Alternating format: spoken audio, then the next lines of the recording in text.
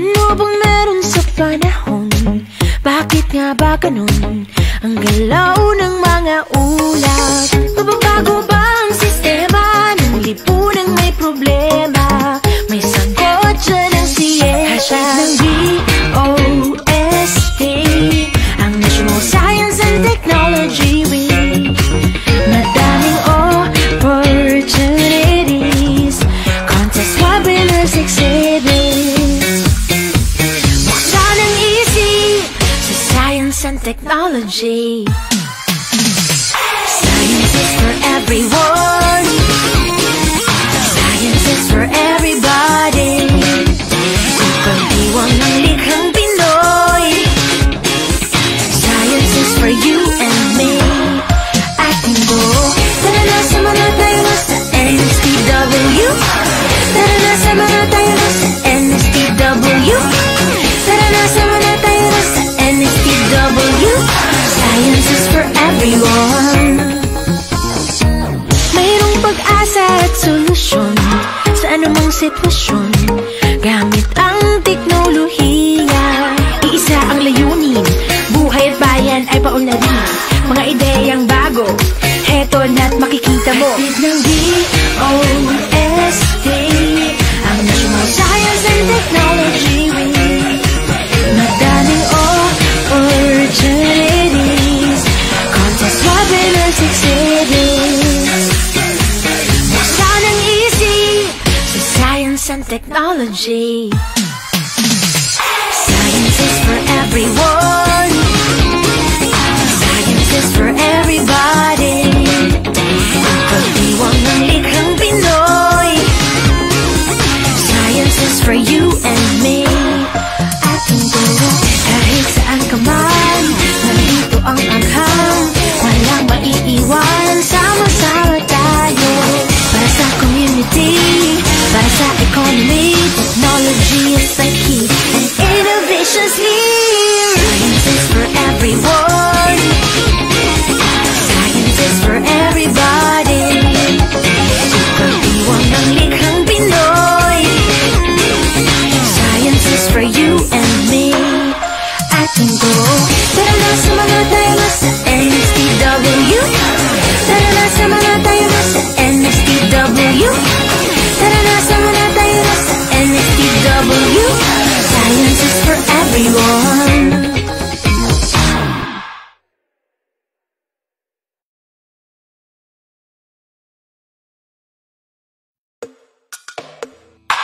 Ano bang meron sa panahon?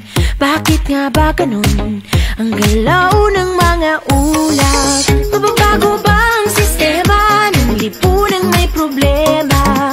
May sagot dyan ang siyensya ng DOST-STII, ang National Science and Technology Week. Madaming opportunities, contest, webinars, exhibits.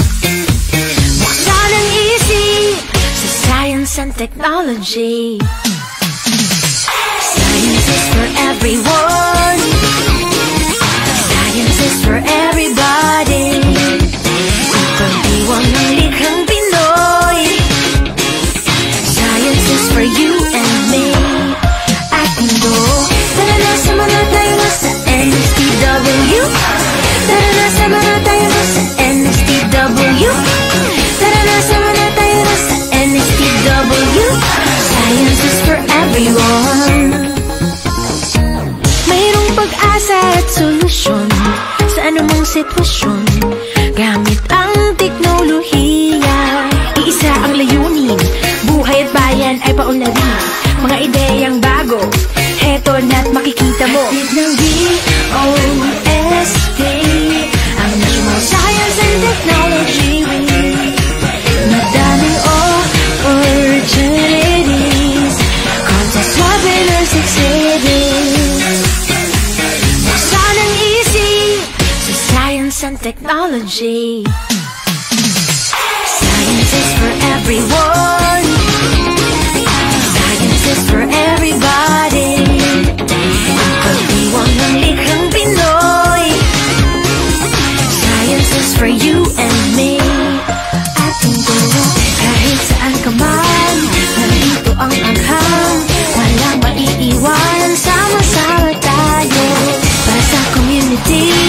Para sa economy, technology is the key, and innovation's here. Science is for everyone. Science is for everybody. Pagdiwang ng likhang Pinoy. Science is for you and me. Ating go. Tara na, sumama tayo na sa NSTW. Tara na, sumama tayo na sa NSTW.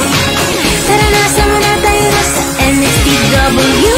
Science is for everyone.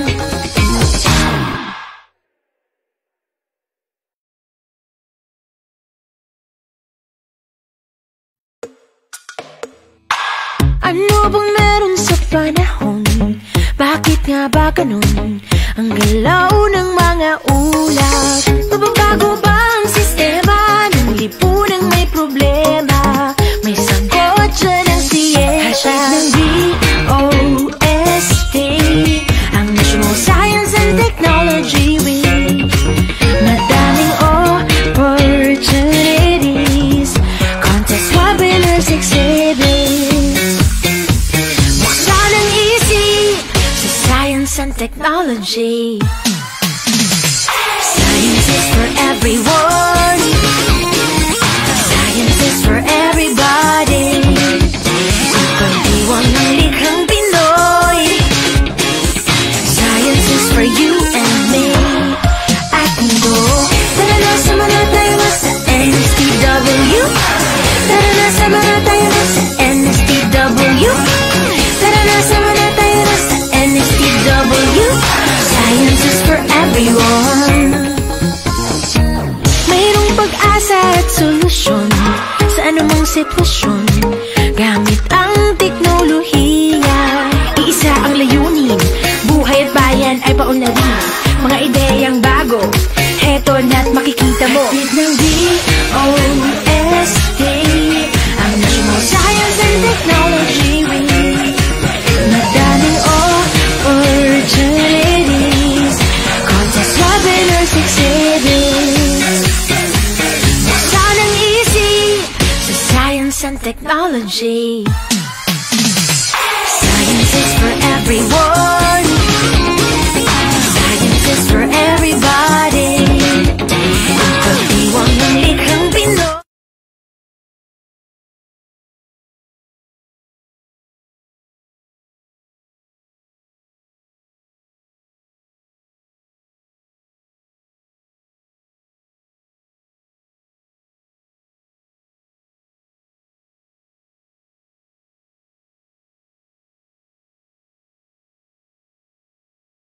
Lahat.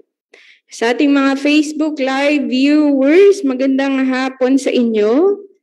Ayan, sa mga hindi pa po naka-fill out ng attendance form, ayan, nandito po sa ating screen, naka-flash ang ating attendance link.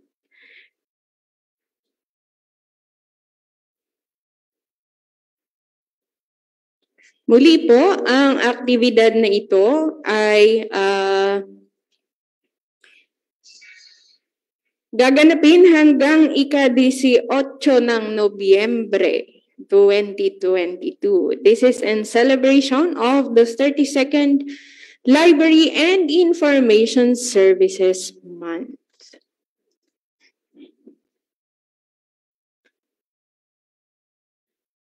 Ayan, so nakapin na din po sa ating comment section ang ating attendance link. Kumusta naman ang hapon ninyo? Kumusta ang inyong pagkain? Okay naman po, ayan. Nabusog naman po kayo sa pagkain. Ayan, so sa mga kasama namin on-site, ayan. At yung mga nagbabalak sa inyo kung gusto nyo pong pumunta dito, pwede po. Hybrid po ang ating ginaganap na activity. So, meron po tayong participants on-site. And syempre, kasama namin kayo online. Ang advantage, ang mga kasama namin on-site may libreng pagkain. At makukuha din po nila agad-agad ang kanilang certificate. Ayan. So, ngayong hapon, kaninang umaga, natapos tayo sa ating topic on the Fourth Industrial Revolution or 4IR and Librarians' Core Competencies. Ang naging speaker po natin ay si Professor Rhea Rowena Apolinario, Assistant Professor of UP SLIS. Ayan. At lahat po ng mga nakadalo kanina online and on-site ay makakatanggap. Yung mga on-site, nakatanggap na sila, tinanggap na nila yung kanilang mga certificate. Yung mga kasama naman natin kanina na sa online, ayan, kung naka-fill out po kayo sa ating attendance link at evaluation form this morning, makakatanggap po kayo ng inyong e-certificate via your email. At syempre, ngayong hapon ay iba din po ang certificate na matatanggap ninyo. Kailangan nyo lamang po mag-accomplish ng ating attendance link. Ayan po ang link na nakapin sa comment section ng ating Facebook Live at nasa screen. Ngayong hapon naman, ang pag-uusapan natin, ang pamagat ng pag-uusapan natin ngayong hapon ay Fundamentals of Gender Mainstreaming for Librarians. As libraries endeavor to become inclusive in the different services that they offer, kailangan din nating maintindihan kung ano ang need ng ating mga clients from all the different genders. Ayan. So, hopefully ay nakapag-attendance na ang lahat at handang-handa na din po ang ating resource speaker ngayong hapon. So to introduce our resource speaker is the Supervising Science Research Specialist under the Gender and Development Unit of the Department of Science and Technology. She is also the Program Manager of the DOST-STII program. She was awarded as Best Technical Advisor Provider from the Philippine Commission on Women, Great Women Project 1. And she is a member of the Philippine Commission on Women National God Resource Program, Batch 1. So to talk about the fundamentals of gender mainstreaming for librarians, let us welcome Maria Fabi Singson. Good afternoon, ma'am.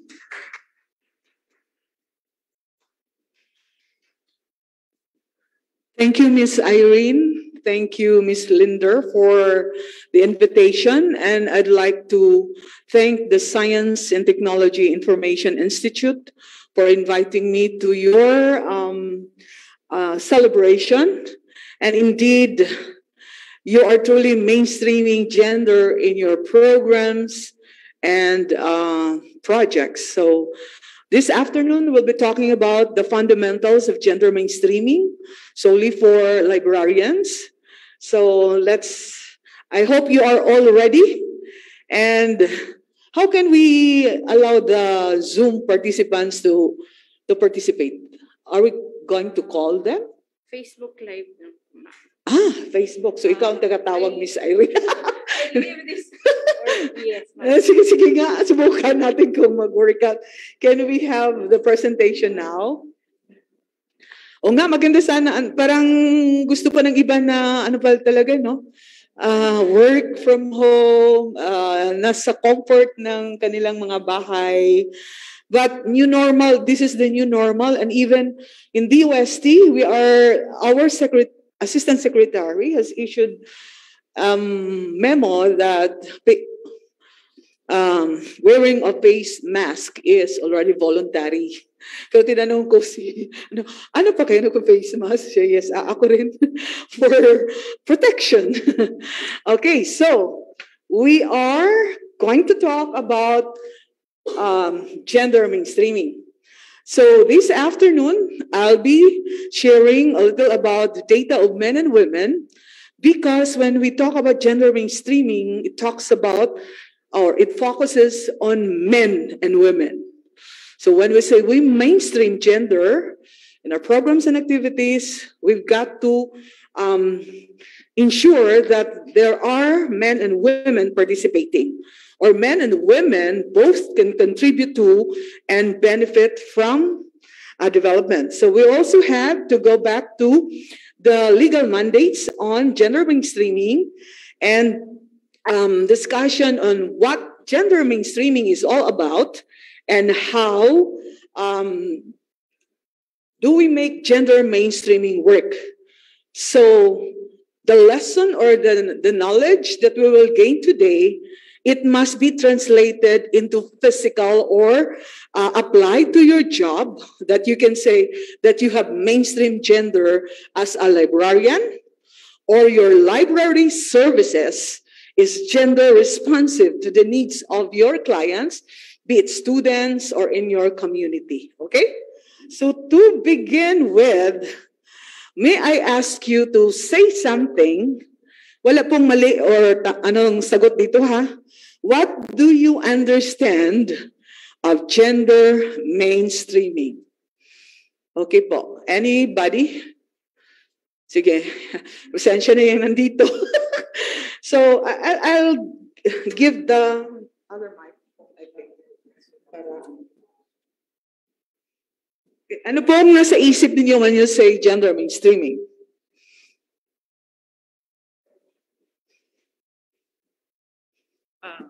Good afternoon, ma'am.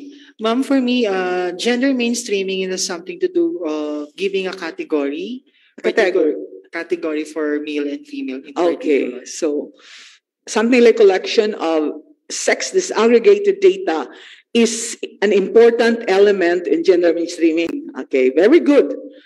The other ladies in the, sige po, try lang po. Ano bang mainstreaming? Kasi this is not the words that you are always hearing from people, from employees, from personnel who are involved in gender development program. Mainstreaming kami. So what do you mean by mainstreaming? Ano sa tingin ninyo? Try lang po, ma'am. Ano po, parang giving emphasis on the both genders. Okay, emphasis. Na kailangan hindi sila mawala sa picture. Yeah, you've got to consult them, you've got to involve them, you've got to get their ideas so that the decision making is participative in nature. Very good. The other one, nako, wala kang magawa kasi tatlo lang kayo. Okay.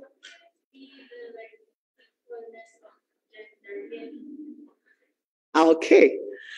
Okay. Ikaw, Miss Irene, sa tingin mo? Gender mainstreaming po is sa services naman po natin, it's more of inclusivity. Yung taming sabi ni Sir na kinakategorize mo siya para dun sa targeted clients. Okay. So, kailangan makita lahat kung ano yung mga group na sinaserve natin para alam natin kung ano yung service na nararapat para sa kanila. In categorizing, it doesn't mean we are limiting. Instead, because we wanted to provide them with the right services that they need. So, kaya natin sila i-categorize. Okay, well said, Miss Irene. Tamang-tama yung mga sagot kasi the goal of gender mainstreaming is gender equality. And when you say gender equality, it needs the data of men and women. Okay, you will be asking me, paano yung nasa pangatlo? Yung mga trans, yung mga LGBTQ++, okay? As of 2017, those talagang inaral itong gender, hindi pa nila tinatanggap ang other gender na outside of the gender binary of male and female. Because we're talking about equality.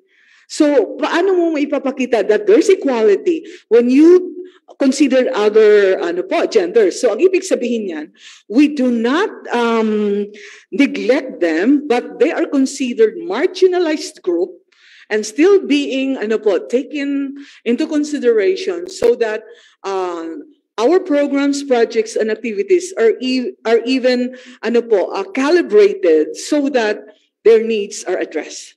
So hindi sila talaga hiniwalay. But the reason why we have to focus on the data of men and women, because we are going to address the disparity of male and female. The data of male and female. So this is why we have to begin with the data. When you say gender mainstreaming, it's a gender analysis strategy to determine how many men or how many women are enjoying your services, and who are these women, their situations, and how both of them benefit from your services. So I'll begin with the Global Gender Gap Index.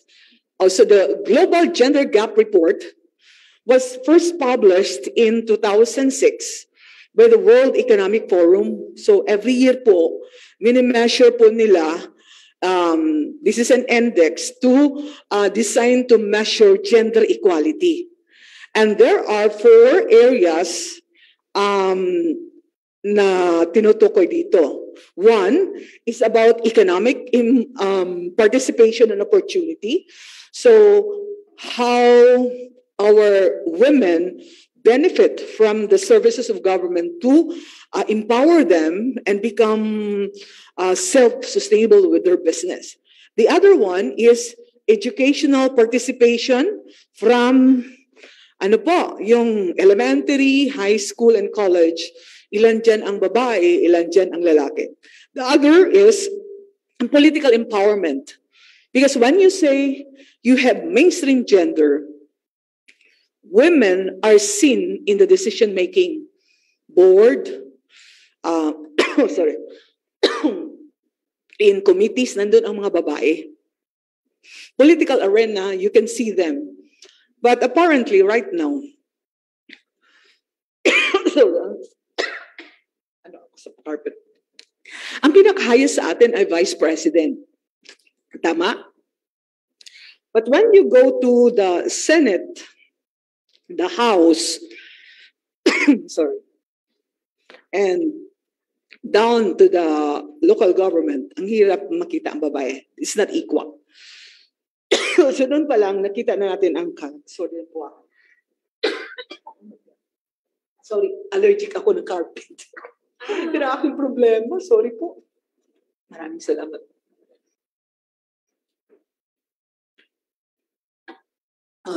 Thank you, Lord. Kaya nagtapos. Buti na lang may takipan. And the 4th one is health. So we have economic, education, political, and health. Yan ang mini-measure po sa Global Gender Gap Report. So take a look at the performance of the Philippines since 2009. Philippines is number 9 in 2 successive years. In 2011, we're number 8. 2012, in number 8 again. In 2013, we're doing well. We're in the top 5. Okay? Now, in 2014, we went down to number 9.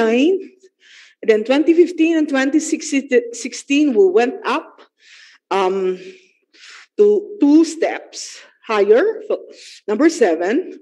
Then 2017, we were at number 10. And then 2018, number 8. So take a look at who were the presidents at the time. President Aquino and President Duterte. So for 2019, we are no longer in the top 10, but we're number 1 in Asia and number 16 in the world. So from yung last natin na number 8, we went down to 60. And then, in 2020, tayo po ay, nandito po yung ating score. If you can take a look at the score for economic empowerment, number 14, for education, number 37, and then health is 41, and then political empowerment is 29. Medyo ano na tayo doon sa ating economic empowerment because of the many projects we have given to our women. Now, in 2021, these are the countries in the top 10. In Asia, we're number 2.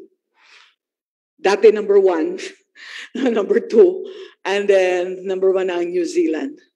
And ito po, sorry, pixelated, oh. Okay, pero makikita po natin dyan na nag-slide na po ang Philippines sa performance. So, we need to step up. So, maraming mga initiatives ng ating gobyerno that we will go back to the position we were. Now, let's go to another data from the National Library of the Philippines. There are only 1,620 public libraries in the Philippines. Can you imagine? Sa ilan ang ilang island tayo? 7,000? Oh, tapos ang ating library ay 1,620. My God. Okay. Another data. This was a survey conducted by the Philippine Librarians Association, the Philippines. Now, 88% or 589 are working in libraries. And 288 are working in government, while 70 are working in museums, cultural institutions, and NGOs. And 5% or 29 persons or librarians are working in public. 645 of the respondents were licensed librarians, while others are graduates of other programs. So parang mismatch, no? Napunta sa library. Ang kanyang natapos sa hindi, course related to library. Now, the status of Philippine public libraries and librarianship. This is the final research report by the National Library of the Philippines. Now, ang findings nila, most of the librarians, officer in charge, and library staff are women, and men account only for 15%. Ang tanong ko, bakit kaya ganyan ang data? Sa tingin ninyo? Bakit kaya ganyan ang data?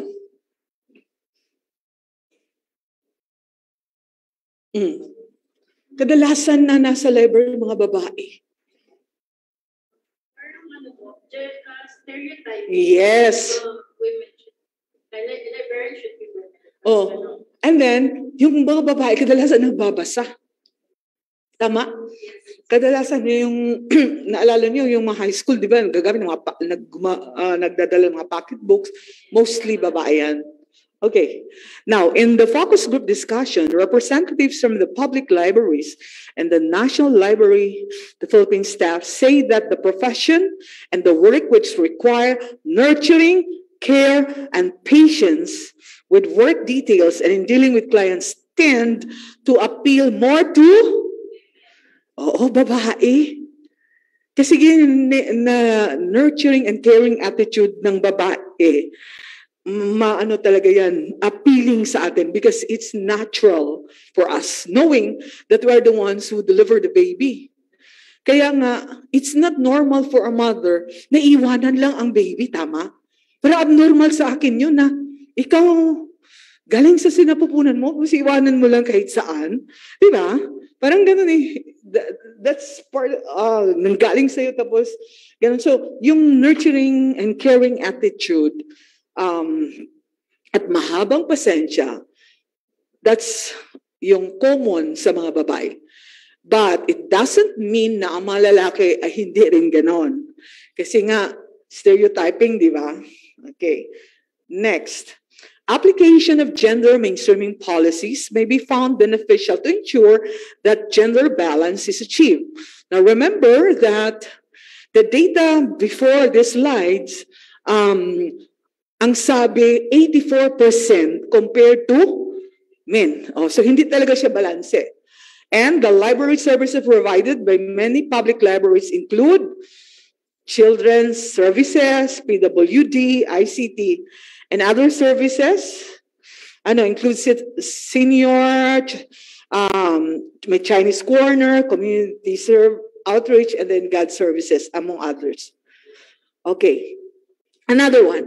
It may be helpful for the National Library of the Philippines to consider applying God approaches such as gender sensitivity and attainment of gender balance and gender mainstreaming in the workplace. So yun po ang ating kailangang matutunan. How are we going to make our library service gender responsive to the needs of our clients? Okay. So, ano po ang ibig sabihin ng mainstreaming? Now, where did it originate? Now, at the World Conference of the Beijing Platform for Action, it was endorsed to all participating countries that gender mainstreaming must be adapted to ensure that gender perspectives are reflected in all policies and programs at the national, regional, and international level. Ang ibig sabihin, before a decision is to be made, there's an analysis. Now, it's not plain and simple analysis. There's what we call gender analysis. Kasi nga, mainstreaming tayo. So when you say gender mainstreaming, involve lalaki at babae. So, therefore, kailangang mag-reflect doon yung needs and concerns ng lalaki at babae. Okay. Now, this was in 1995. Can you imagine 1995? So what did the Philippines do in response? So the Philippine Commission on Women, at that time, the name of their agency is National Commission on the Role of Filipino Women. So their monitoring and evaluation division gathered all God practitioners in government agencies, NGOs, CSOs, academe, and they brainstorm what is gender mainstreaming. Kasi sa kanila, ano bang gender mainstreaming? How can we make this, yung makita sa ating mga programa, sa ating mga ahensya. So, it took them 5 years sa pagbuo ng Gender Mainstreaming Evaluation Framework ng Philippines. So, in 2000, nabuo siya 2001, and then it was already circulated na gagamitin. So, the strategy here, as pointed in the Beijing Platform for Action, is also included in the tool. There's an integration of equality concerns. So, in the performance, in the applications of our programs, projects, and activities, in the total project development cycle, we've got to ensure na may data si lalaki at si babae, and then work towards attaining gender equality. So if there's a gap between the data of men and women, kailangan po siyang i-address to reduce the gap or to increase the attention, or bibigyan mo ng yung tinatawag na affirmative action para ma-reduce ang gap. And also, it includes the interests, needs, experiences, and visions of women in the definition of development approaches policies and programs, and in determining the overall development agenda. So, take note, when you are going to implement the program, nagsimula yan sa design. So, mag-brainstorm kayo, anong gagawin natin? So, in the design stage, hindi pwede na hindi mo isama yung inyong mga kliyente, lalaki man o babae. You need to consult them. You need to ask them, ano ba ang kailangan ninyo?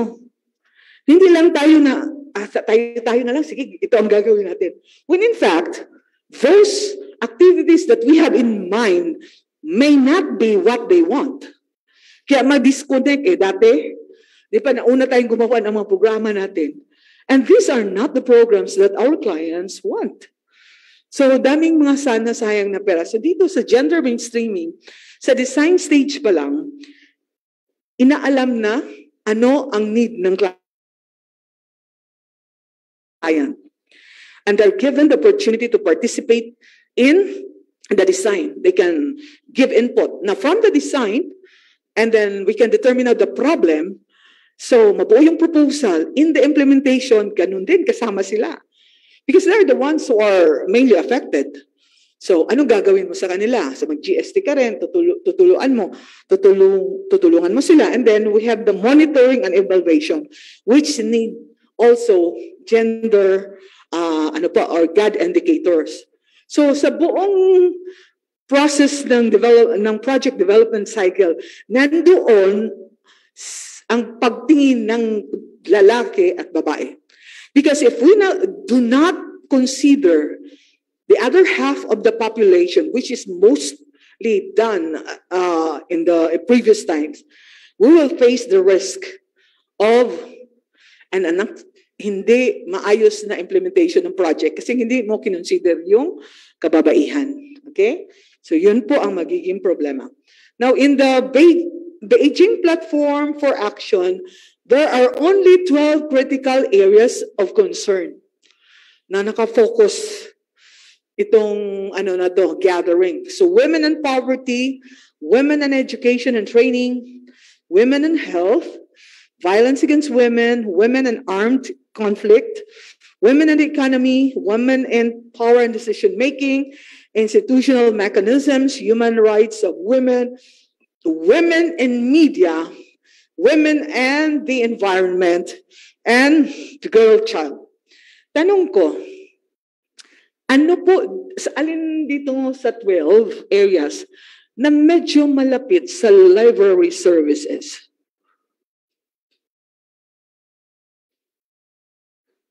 Can you identify malapit sa library services or information? Okay, women and education and training. What else?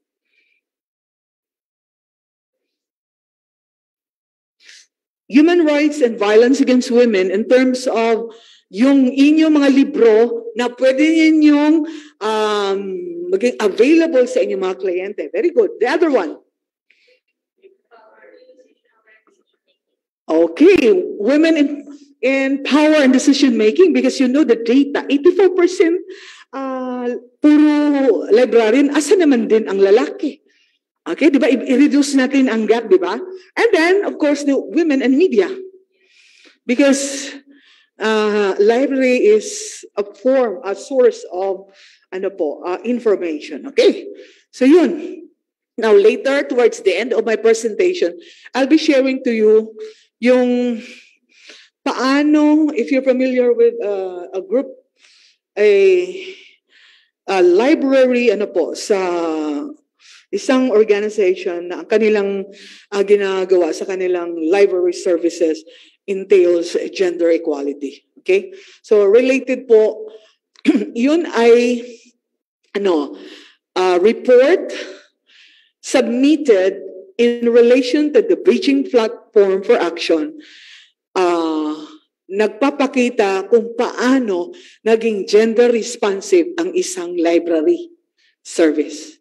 So later towards, kasi kailangan ko munang titingnan, ano ba itong gender mainstreaming na pinagsasabi dito? Okay, so gender mainstreaming tayo. We will begin with the definition, this is a strategy to ensure the recognition of gender issues on a sustained basis. Okay, strategy. Ano ba yung strategy sa Tagalog? Strategiya, paraan, o ways na maging ma-recognize mo. Now, what is gender issue? Okay, anong naintindihan ninyo? What do you understand of a gender issue? Huwag sinasabing may issue yan. Ha? Oh, may problema, di ba? Sabi, may issue yan. Therefore, problema siya. So when you say gender issues, these are problems that men and women experienced because of society's definition of the masculine and the feminine rules, rights, and capacities. For example, si society says, ikaw babae, kasi babae ka. Kailangan doon ka lang sa bahay, alagaan mo yung baby. Kasi yung trabaho mo. Ikaw lalaki. Kailangan magtrabaho ka, babakain mo sa iyong anak. Kasi ikaw lalaki. So that is how the society mandates sa mga lalaki at babae. Now, it would be unfair for a woman na ito, you have finished a degree, maganda yung tapos, meron ka pang honors, and then, doon ka lang sa bahay, sayang yung DN mo, ang galing mo, hindi mo ma-share. And then ikaw yung isang tao na gusto mong mag-explore, gusto mong matuto, gusto mong lumago. So di ba unfair? Because you are prevented from participating in that, in the economic, or yung professional development kasi babae ka. Another, balik tayo doon sa lalaki. Unfair din sa lalaki na i-force mo magtrabaho when ang gusto niya, mag-alaga ng baby. Tama ba? Kasi may mga lalaki din na, ikaw na kasi gusto ko yung mag-alaga, di ba? So that is now the problem. Issue po siya. Kasi paano mo pagbibigyan? Paano mo titingnan yan sa perspective ng gender equality kung yun ang gusto niya? Because gender development is about capacity to do and capacity to be. So when you are precluded from engaging or participating in the economic or whatever sphere, and then because you will not be able to do so dahil ikaw ay babae, ikaw ay lalaki, yan ay problema. Nagiging gender issue siya. Okay? Like for example, the policy. Hindi ka makapagtrabaho dahil ang hinahanap lang ay puro babae, pero kaya mo dahil yun ang tinapos mo. May talent ka doon, but you cannot participate there because babae ka. Okay, one more example. The Philippine Military Academy. Di ba, Philippine Military Academy nga. So sa Baguio, sino ba ang nandun? Puro lalaki. Now because of the Gender Development Program, wala silang magawa. They've got to open its door for female cadets, mga women. Ano ba ang nakita nating accomplishment? For the last graduation rites, sino ba ang nangunguna? See? So ibig sabihin yan, wala yan sa pagiging lalaki, wala sa pagiging babae, but your capacity to do as a person. Di ba? So, ang ganda. So, ang number one, nung last time, number one, babae. So, ibig sabihin, kung lalaki, kadete, maka-jog 20 times, kaya din ang babae. Di ba? Capacity niya eh. Kaya din mo sabihin na, mahina ang babae. No, hindi po sa hina yan. Hindi po ba ang kakayanan niya? Okay. So, a strategy to ensure that gender equality is considered in the mainstream. So ano ba yung mainstream? Okay. Ito po yung mainstream natin. Ano nakasanayan natin? Ito ang nakasanayan natin, no? Di ba? An agency, sa gobyerno, meron tayong mga mekanismo. So we have people, top management, then workers, personnel. They are the decision making a body. And then may budget. May mga programa aligned to your mandate as an agency, like sa STII. Ang kanilang mandato, information. So lahat ng nangyayari, paano siya i-promote, paano siya i-advocate, it's the STII sa DOST. Okay. Now, may mga mechanisms. So ito yung mainstream na kasanayan. But in the process of the performance of our ating roles and functions or sa ating trabaho, naka-embed po dyan yung mga biases, mga diskriminasyon na para bang lang natin na nakasanayan, so hindi pala siya tama. Okay? Nagiging part siya kasi na-policy na siya eh.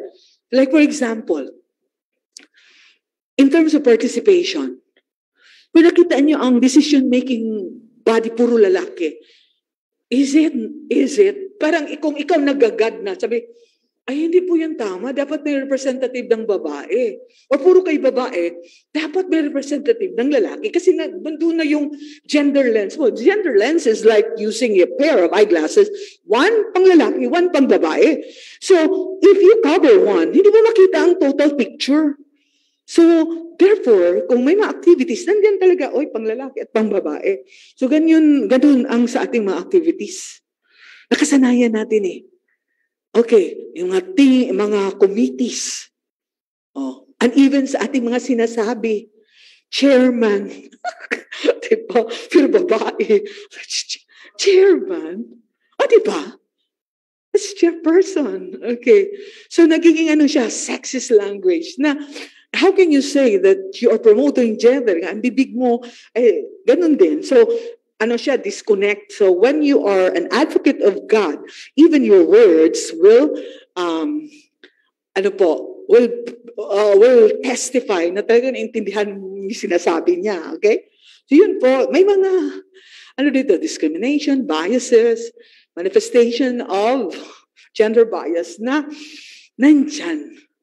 So the role of gender mainstreaming is isa-isahin siyang ayusin na i-integrate si gender, wala kang babaguhin, nandiyan naman siya.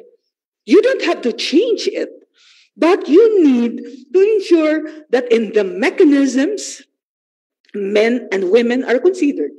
In the decision-making, they have heard the men and women, and the resources can be accessed by men and women. Amen?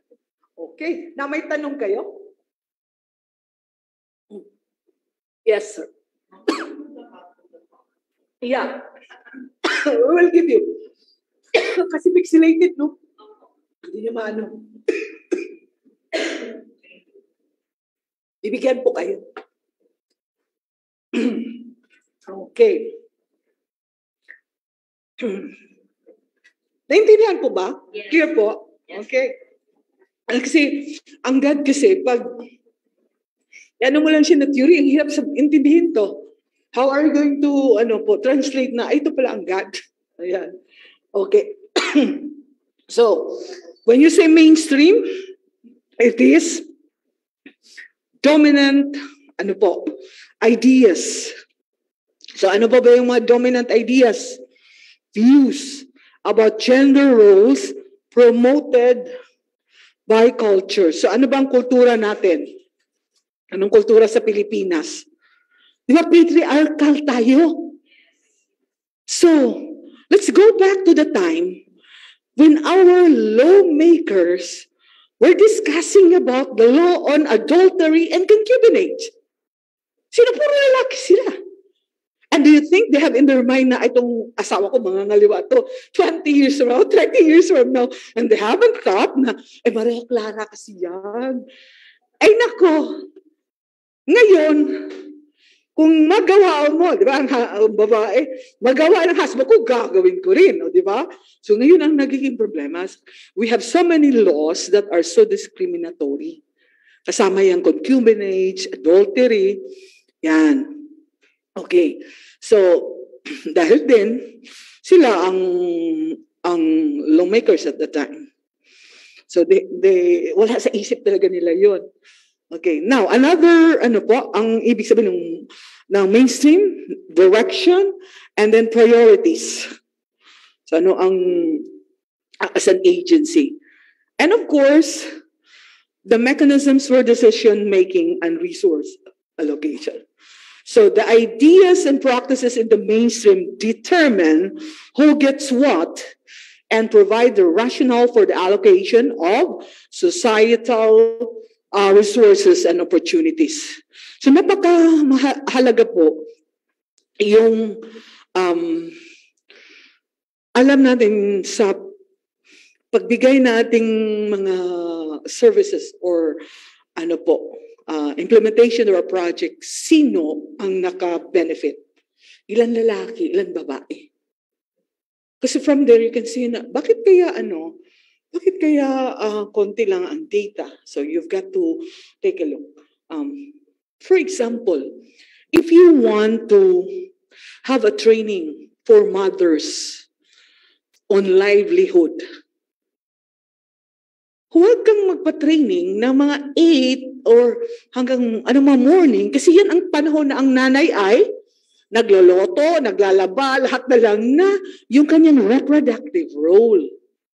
Now, if ever you insist on doing that, the agency must be prepared to come up with a mechanism that the mothers can still attend, but the children or yung mga toddlers, pwede silang bibigyan ng room. Ang mga bata doon mag-enjoy while the mothers can concentrate. Yun yung mga, namin, tinatawag na mga affirmative action. Or may babysit or area na pwede siyang mag-breast feeding. Okay? So, ganyan. Now, the mainstream is not always positive. It may have what? Patriarchal, undemocratic, and discriminatory elements. Kaya nga, nagsisigaw ang mga God advocates sa ating bansa na, hoy, take a look at us women because we are part of the development. At the same time, kami po ay mga botante. Di ba? Kung totoo lang, yung empowerment, kung naintindihan lang ng mga kababaihan kung paano ang kanilang needs, ang mga agenda, magsama-sama ang babae, maraming babae eh. Di ba? So, yan po ang kailangan ng dapat na intindihin natin. Okay, so ang mandate po, the mandate of gender mainstreaming, Magna Carta of Women. So ano po ang ating Magna Carta of Women? It is the landmark legislation for women. Now, sa paggawa nila ng batas na yan, merong nagsimula ang Magna Carta on women. Okay. Now, di ba, on? Hindi, pumasa sa deliberation.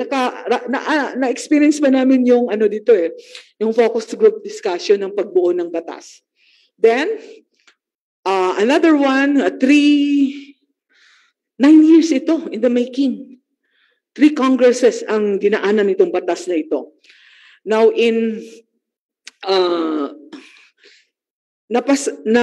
ipasa po siya August 14, 2009.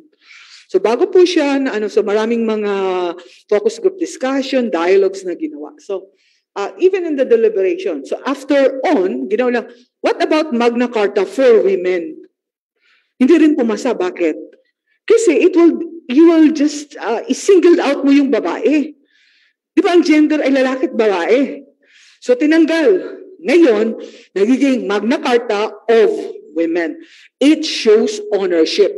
So yung bumuo ng batas, maraming kababaihan. Kaya yan. Now, there are only 6 chapters in the law na yan. And chapter 6 focuses on gender mainstreaming. Paano i-implement at i-monitor ang batas. So it says in section 37, all government agencies, offices, bureaus, instrumentalities, SUCs, GOCCs, and LGUs shall pursue the adoption of gender mainstreaming as a strategy.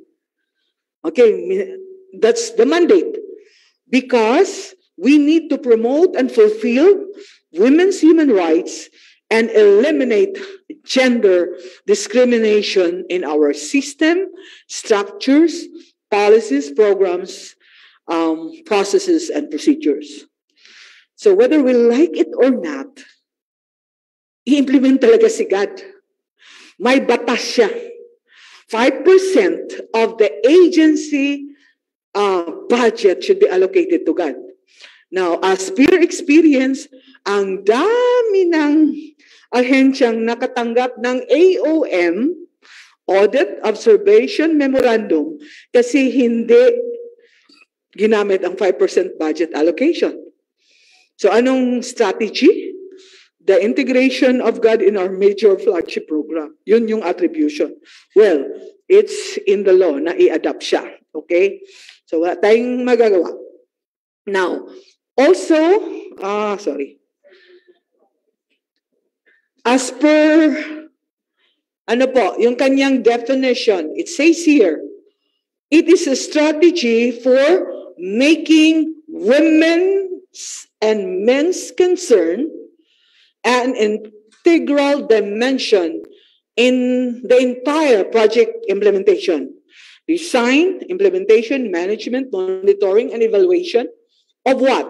Policies and programs in all political, economic, and societal spheres so that men and women benefit equally and inequality is not perpetuated. So si Magna Carta ang nag-define. And it is also copied from the UN, ECOSOC, which was defined in 1997. So ang tagal na, no? So ngayon lang ang purposive na gender mainstreaming dito sa ating bansa. Okay. Kung napansin na nag-iba ang orientation pala niya, no? no? Ngayon ko lang napansin. Dapat dito siya banda. Well, anyway. So, when you are going to mainstream, ilalagay nyo ang perspective ng gender in the design. So, sa project development cycle. So, paano po natin how do we gain gender perspective? Sa tingin ninyo, paano natin mailagay? Or how can we gain gender perspective? Paano ka maging knowledgeable on God? Paano masabi na may perspective ka on God? Sa tingin ninyo? How can you attain that status na, may perspective. Ito perspective ko ng God. Ano sa tingin nyo? Kasi include siya eh. Isama siya. So what is this gender perspective and how do we gain gender perspective? Paano mo ma-attain? Ma'am, Yes, siguro pa, ang ginagawa po kasi namin with the feedback form, doon po na may nakalagay doon na male and female para alam namin kung saan nanggagaling po yung ganun na feedback, so that may area po kasi doon kung ano yung mga halimbawa suggestions nila, so that pag gumawa po kami ng plans and activities, we can include kung ano yung mga nilagay po nila doon na suggestions of services na pwede po namin ibigay. Siguro, pwede po yan. Okay, that's good. That's one. Na maintindihan natin na may pagkakaiba ng sitwasyon ng lalaki at babae. And you can get that from the feedback, okay? And of course, ibangga mo na siya ngayon sa inyong understanding on the basic God concepts. Okay? So, nakita mo ng data. Napunta ka ngayon sa ang konsepto. Kasi merong tinatawag na sex and gender. So sex, lalaki at babae. Pero ang gender is culturally and design na ang isip mo, depende palagi anong sinasabi ng culture. Okay. Now, from there, pupunta nga ngayon, ano ang sitwasyon nitong dalawa? Ngayon, doon na ka na sa kanilang mga roles. Reproductive, babae. Productive, lalaki. And even in community work, marami babae, yes, they are attending. Pero kung ang lalaki papasok dyan, community leadership sila. Ang babae, volunteer kadalasan. Data yan, okay? And lalabas kasunod dyan, manifestation of gender bias. So, one is marginalization. Babae kadalasan naka-assign to those mga trabaho na naka-align sa kanyang pagkababae. Nurturing and caring. So ano yon? Mga feeding, di ba? Mga health, babae. Tingnan niyo, kung mag-meeting kayo sa inyong organization. Sinong committee ng food? Sino? Di ba babae? O, see? Kaya nga, sabi naka-ano siya, naka-embed sa atin na dapat tanggalin natin yan na men and women can be part of that committee. Declaration. Babae. Tapos transport. Oh, see? Naka-ano siya sa marginalized palagi yung babae. Then next, we have what we call subordination. Ang babae, sunod-sunuran sa lalaki. Kasi nga, ang konsepto na ako ang head of the family, ako ang kumikita, so ikaw sumunod ka sa akin. So therefore, pag sinasabi kong huwag ka magtrabaho, huwag ka magtrabaho. Oh. So it leads to violence against women. If the family subscribe to what society says na siya ang may ultimate na decision-making sa bahay. So walang mangyari yung bata kasama na doon sa violence. And then we have the stereotype. When, nakaano na siya, ano yan, hindi kaya niya yan babae lang yan Ako nagpapakain. So therefore, kailangan niyang siya maghugas. Kailangan niyang mag-alaga sa baby. Naka-stereotype. And then of course, yung isa, yung multiple burden. Na kahit maraming ginagawa ang nanay, gawin mo pa rin kasi ikaw babae. Ano ba nakita ninyo? So bias siya. Pero all this manifestation will lead to violence against women, whether physical, emotional, mental, meron pang yung daming forms of violence, di ba? And yan ang magiging natin. So, kailangan po, dindihin natin, nabkamali ko. Yan. So, pag sinasabing my perspective, tinitingnan mo ngayon ang imbalance, and then you challenge the gender roles that treats women as passive recipients. So hindi na po passive, but women can take part in leadership and stresses the need for women to participate. Okay. So yun. So in gender mainstreaming, it involves what? Changing of policies and institution. Bakit po nagkaganito? Kasi yung gender mainstreaming strategy emerged as a result of dissatisfaction approaches on narrowing the gender gap. So ang ginawa at the time, mga projects, puro babae lang. Basta pang babae lang. Pero hindi nila tinanong kung yun ba kailangan ng babae. And they didn't even go further into coming up with a policy to institutionalize response to women na iyon ay magiging gender and development. Hindi lang women in development, but gender and development. So yun ang nagiging problema. So while these projects were often well-intended, it became apparent that gender inequalities were not going to be resolved until there's policies and programs in place. So nagiging institutionalized ang word, kailangan gawin. Okay. So magiging maayos na siya. Yan. Okay? So, nandoon na yung i-eliminate ang gender issue, tapos equality, kung nakita nyo sa baba, nandyan yung maliit na, na square. So, it's about a gender-responsive organization where women and men are participating, both can participate in and benefit from development. Now, from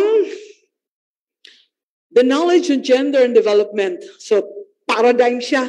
Ano ba itong God na ito? Kailangan siya ngayong i-translate from theory to practice. At ang ginagawa or ang vehicle for this is what we call gender mainstreaming. So simple, the theory has to be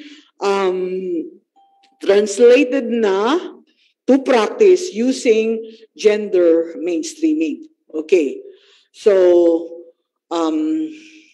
we have here the God mainstreaming strategy of the Philippines. The Philippine Commission on Women is the national machinery for gender equality and women's empowerment. Yun ang trabaho talaga nila. So, when you say this is the strategy of our country, merong dalawang pinupuntahan yan, yung external and internal direction. So when you say external, yung ating mga programs, kung i-implement yan, may pagbabago nakikita sa ating mga beneficiaries. Whereas kung internal naman, within the organization, unang-una, ang mga tao ay nagiging sensitive. Nagiging, responsive yung ginagamit ang gender lens. So in the development planning, kaya may God plan and budget every year, no? Tinitingnan natin, sa ating mga programa, can we integrate? Pwede ba natin mapasukan yan ng gender? Sample, forms. Di ba? The forms, we saw at times na ang kalagay, pangalan mo, and then gender. Hindi po kasi, remember, on gender equality, sex ang ilagay mo dyan, lalaki ka or babae. But nowadays, minilagay pa sila na non-binary and then preferred not to talk. Anong preferred not to? Ano kaya to? Saan kayo yung spectrum? Well, respeto naman natin. Pero mahirapan tayo kung titingnan na natin sa data.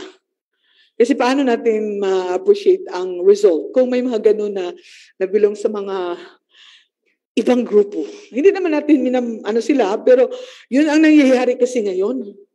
Di ba? May talagang naiiba. At in God, wala pong sine-set aside. Considered po lahat, okay? So, development. Okay, next.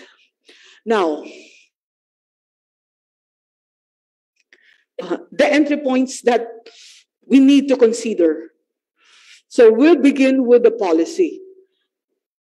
Sa policy, it is very important that the top management and the mainstreaming. So kasi sila ang decision maker and they have the political will. So, sinasabi mong mag-mainstreaming ka, nagsisimula sa policy because all our programs and activities, kung walang policy, di ba, parang questionable yan. Bakit ginawa mo yan? But you have some, legal mandates na tinatayuan, like a policy, issuance, mga special orders, administrative orders. Napakahalaga po yan, okay? That's an entry point for gender mainstreaming. The other one, so you have the policy. Ang tanong ngayon, sino ang mga gagawa ng mga activities? So, alam nga naman, sasabihin, let there be activities. Let there be a training. Kung pwede lang sana, let there be a successful assembly. Let there be, okay lang. Kung ang ating salita ba lang ang gagamitin. But this time, we need people. So may mga taong kailangan. That's why we have the top management, the middle management, we have the rank and file, then we have women, and we have men. Okay, now, what about the enabling mechanisms? These are what? Mekanismo na makatulong na maayos ma-implement ang inyong programa. So, ano ito? Kailangan mo ng pera. Kailangan mo ng capacity ng tao na confident siyang gawin yon, and then, meron kayong network sa inyong mga kliyente para pag sinasabi, hoy, mag-training ta, sila ay sisipot. Katulad nito, dami pa lang in-invite. Nasa ano lang pala, online kasi gusto pang, ang sarap talaga sa work from home, di ba? Nakasanayan eh. Naka-training, di ba? Naka-ano kayo sa Zoom.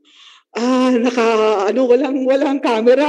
Alam mo ba kung anong ginagawa nila doon? Di natin alam, di ba? We've tried also. Diba na-experience natin? Di man alam nung speaker, kumakain ka habang, nakahiga ka pa. habang nag-lecture. Tapos tawagin, please open your camera and have picture. Biglang tapos ganun pa. So, klaro talaga, natulog to. Nakakatuwa. That's part. Pero ano siya. Okay? So, enabling mechanism. Yan. And then, of course, titingnan mo na ngayon, ano ang inyong mga programa? Ano ang inyong ginagawa? Ano ang inyong mga activities? Nakita ninyo? So, there's a legal mandate, pero may tao na gagawa para ma-implement ang sinasabi ng batas, pero kailangan mo ng pera, kailangan matrain ka, kailangan mag-network ka, and then, may programa. Okay?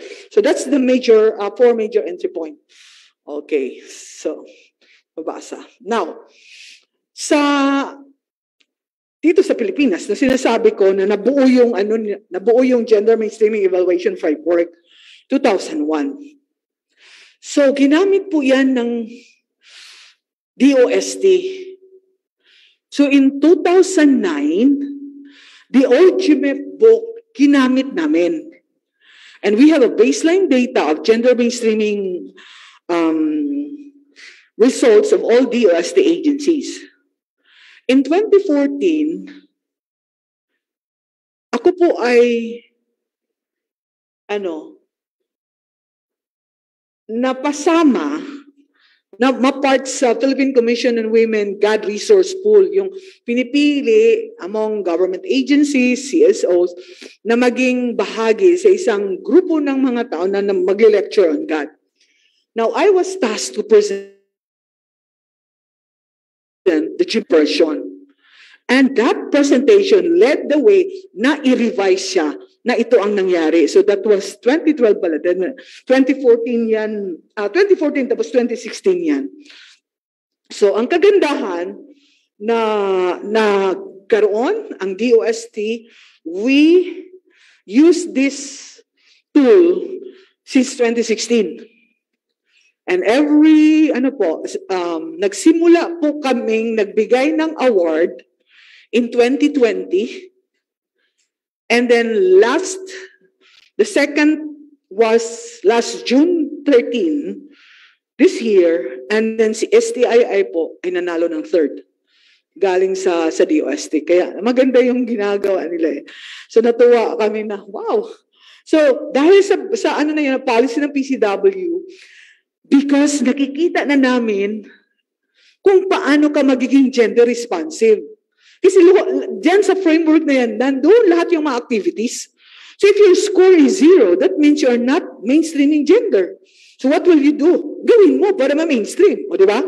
Kaya ganun ako magturo. Ganito. 0 kayo dyan, gawin mo. Diba? Mas score kayo. O diba? Mainstreaming na yun. O, napakasimple lang. Diba? So yan. Ang ginagamit namin. It provides a holistic view. Grabe talaga. It has only 93 descriptors, pero ang niya, medyo matrabaho kasi it needs or merong kailangang means of verification sa mga document. So it's a tool to track and assess the progress of gender mainstreaming, and the result will tell the agencies what to do. Ano ang inyong gap? Ano ang inyong strength? Ano ang inyong weaknesses? And then, paano ninyo ma-attain ang mga activities na kailangan pang gawin. And it also focuses on women's empowerment and gender equality. So, sino ang gagamit ng tool? It's the agency, God Focal Point System. Familiar ba kayo sa God Focal Point System? Meron kayo? Oh. Functional ba ang inyong God Focal Point System? Merong tool si PCW. Ma-determine kung functional kayo. Oo. And then, of course, this tool can also be used by other staff members. Ito yung mga project implementers, okay? So, may tinatawag yan na 4 na levels. Okay, muna. Sa old GMF, 4 lang po. Level 1 is foundation formation. Level 2 is installation of strategic mechanisms. Level 3 is GAD application. Level 4 is commitment, enhancement, and institutionalization. Now, nung in-enhance itong tool na ito, dinagdag itong level 5. Replication and innovation. Why? This was inspired by the Great Women Project of the Philippine Commission on Women na kasama si DOST. At ano ba ang ginagawa dito sa project na ito? Kinakapacitate namin ang mga kababaihan. Binibigyan ng yung not only support for their business, but an enabling environment where they can go and prepare the product. Like for example, isa sa aming project site is in Camarines, yung Kamsur. Ang mayor at the time, yung namatay, si Jesse Robredo. Supportive po siya sa women's economic empowerment. Now, doon sa kanilang syudad, nakita namin na marami doong mga babae gumagawa ng pilinat, yung candy. So, ang ginawa ni Mayor, may isang gym kung saan nagpatayo siya ng common service facility. So kung ikaw, babae, ikaw na entrepreneur, wala kang maayos na place to prepare your product, you can go there, then doon mo gamitin yung mga equipment nila. Bakit po? Kasi na-try namin, di ba yung mga ating mga clients sabi, pupunta yung DOST kasi mag-check na inyong product. So linisin nila yung yung environment kasi kailangan malinis. Nako, yung dinaanan namin ay makipot na parang squatters area na nakipagsabayan sa amin ang mga daga na malalaki ko. Aray, siguro hindi na talaga ako kakain ng na yan, nung candy na yan, yung pili something. Oo, sabi ko, my God. So yun yung ni Mayor na para sanitary yung product ng mga ma-improve yung kanilang packaging and labeling. Doon gumawa si Robredo ng Common Service Facility. And that's the project of the Great Women Project. So bakit replication and innovation? Kasi another site, which is the Quezon Province, maayos ang paggamit nila ng GAD. Yung project ng Quezon Province, grabe, empowered yung mga kababaihan, yung provincial director doon sa kanilang province na GAD person. Grabe ka supportive. So, nung nag-mainstream sila sa kanilang province, tinuro nila sa neighboring areas. So doon nabuo yung replication and innovation. Kaya yun ang po. Okay. So what is level 1? Foundation formation. So when you say foundation formation, ito yung initial stage. Katulad ng isang bata. Hindi man kaagad tatayo yung bata at like, hi, mommy. Hindi. Pa yan, ilabas mo. Tapos, lang yung whatever you will do with the baby. Then saka siya mag-turn and then gagapang, oopo, at tapos Oh, so yung stages makikita mo, ganun din sa God. So in level 1, we need to inform. We need to be, yung mukha ng God, nakikita sa ahensya. Hindi lang Women's Month, but all throughout the year. Training, involvement in other mga projects nandun siya. Because we want to raise people's awareness. Another one, yung tinatawag na generate support for gender mainstreaming. Paano siya maipakita? So, yung mga policies na galing sa top management. Then installation of strategic mechanisms. Kailangan nandun ang matao. Di ba? People is an entry point. So, sino ma-enter mga people?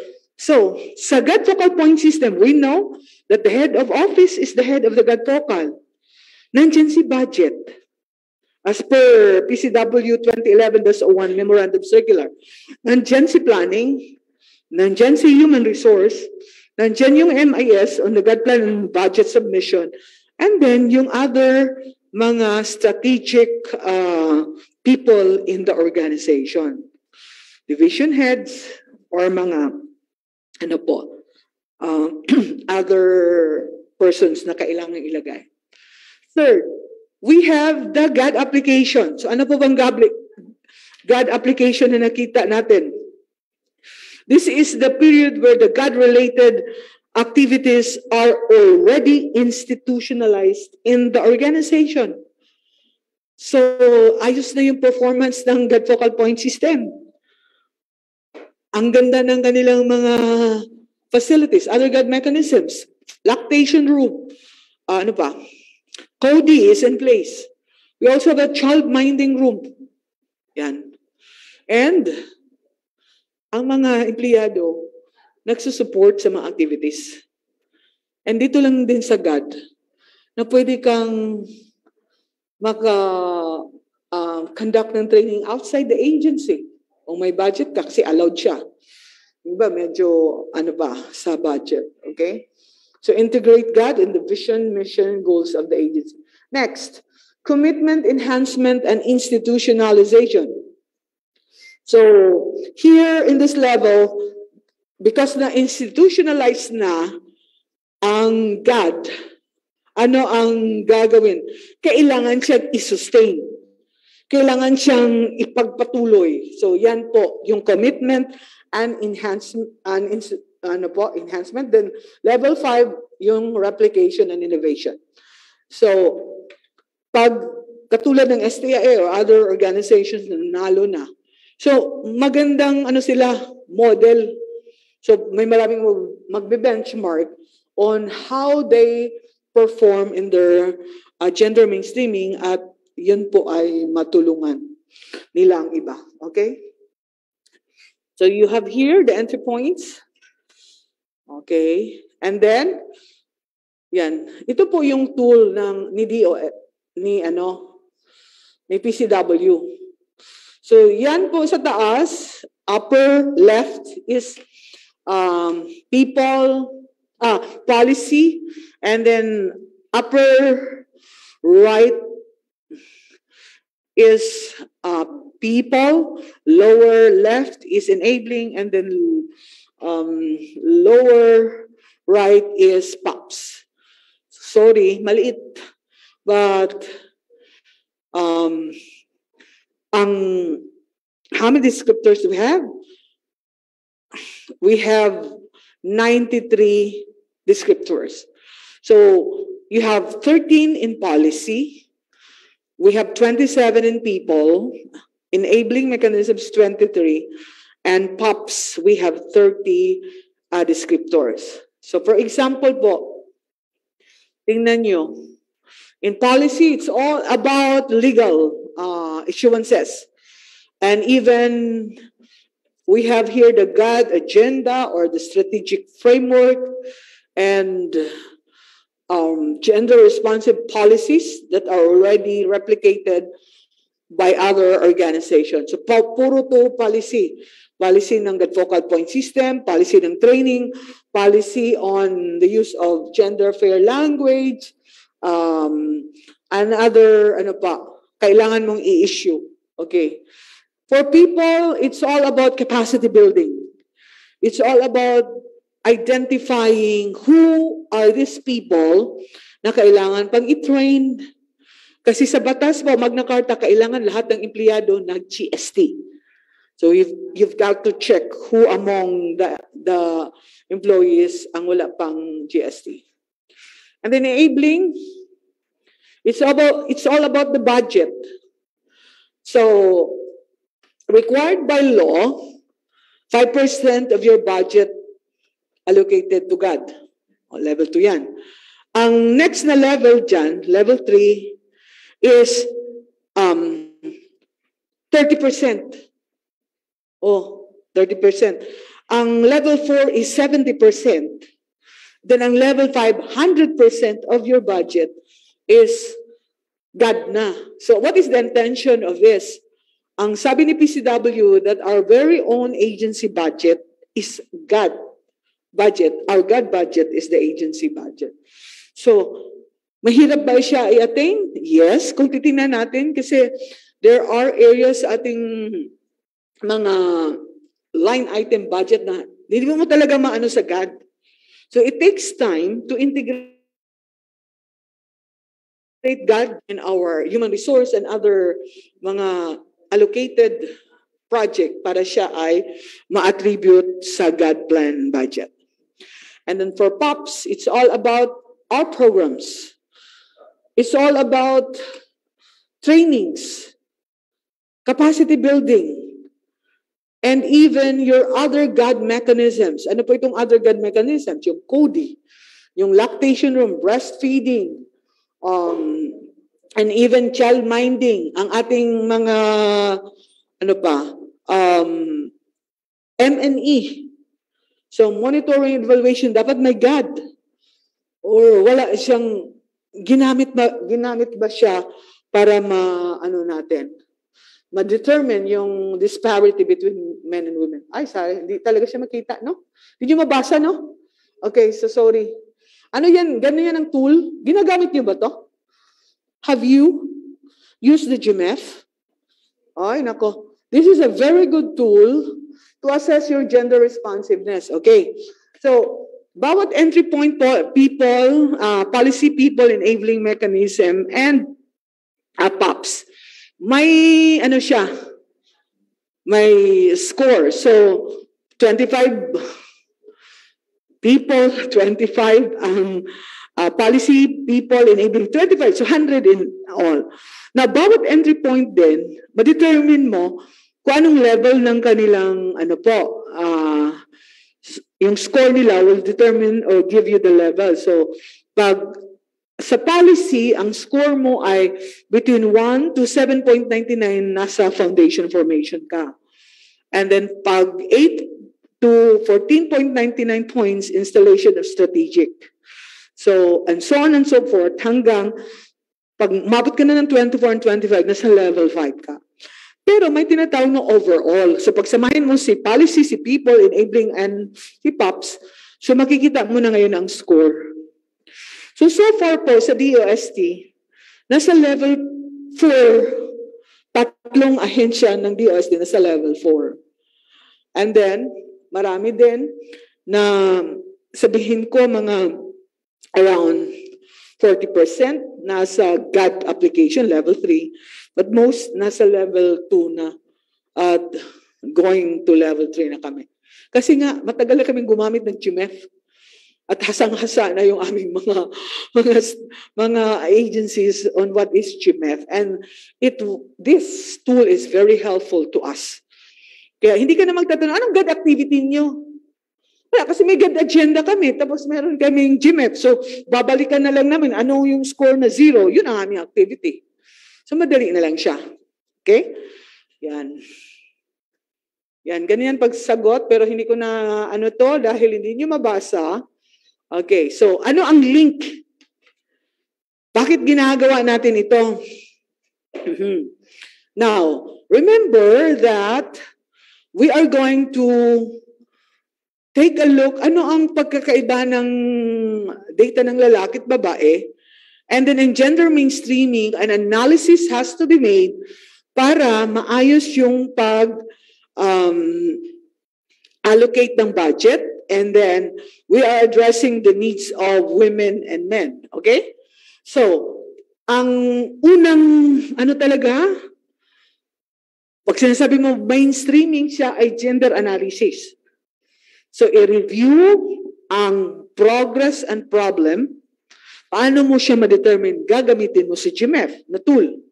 And then, review of key issues faced by female or male clients. Then, from the result of GMF, from the result of your gender analysis, ang kasunod niyan, kailangang napakapasok siya sa inyong God plan. So, yung God plan or God agenda. So, you will now prioritize ano ang kayang i-deliver or ma-address in this particular year. Kasi ang God agenda is a 6-year period. Pero pwede mo gawing 3 years, depende sa inyong napag-usapan. And then, when you have identified the issue, ang gagawin mo, ano ang tamang strategy to address the problem or the issue? So you have the matching of issues with strategies. And then, ang kasunod yan, ano ang target mo? Ano ang indicator mo? So, nandun yan sa God plan nakikita. And then, nakalagay dahil merong budget. Kasi sayang naman, ilalagay mo, pero akang pera, di ba? So, why are you doing that? Or, so, si head of agency, kailangang alam niya ano ang pinagagawa ng God focal point system.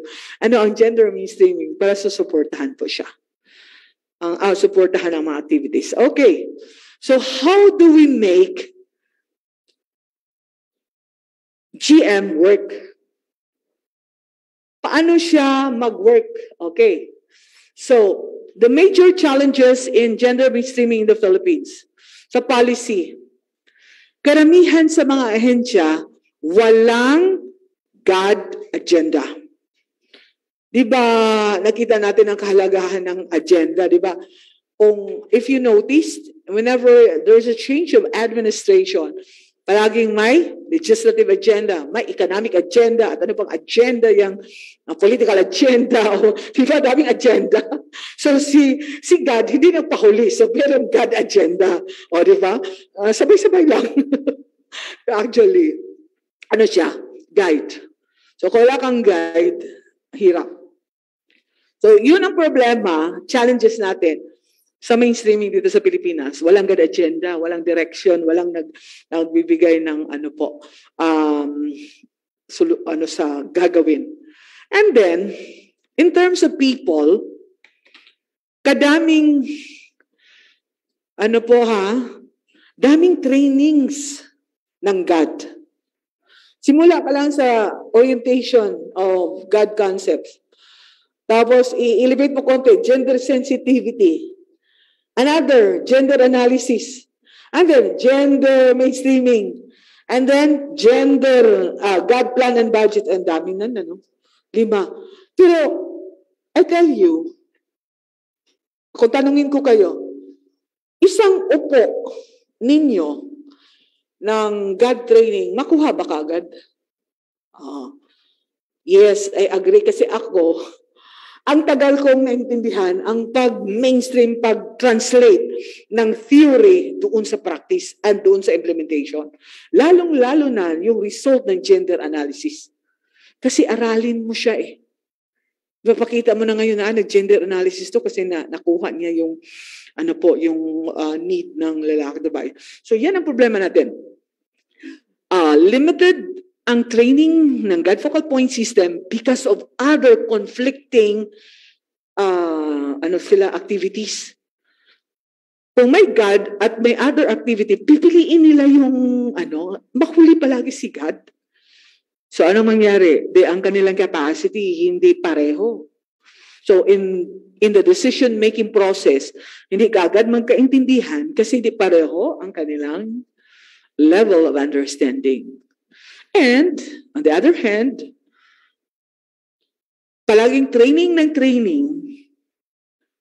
umaatin ng training, kasi ang God, kahit saan, di ba? Basta matindi ng training kasi nag-enjoy, but hindi talaga hindi matuto. Yung walang desire matuto kasi ang gusto lang mag-enjoy. Napansin niyo yung last ng isang news ng DepEd sa Bataan, di ba nag-GAD? Na may namatay. So, oo. Ano nila? DepEd. So, careful talaga tayo. Oo. So, hindi ko alam kung wala ba namang action si DepEd. Okay. Now, careful tayo sa mga ganun na mga activities. Make sure na safe yung mga participants. At saka, yun bang, hindi ko alam kung ano yung punot dulo talaga doon, bakit nangyari yun. Pero first time ever yun paano ko nalaman? Kasi sa aming chat group ng NGRP, doon ko nalaman, may nangyaring ganon. Okay. So, kailangan siyang,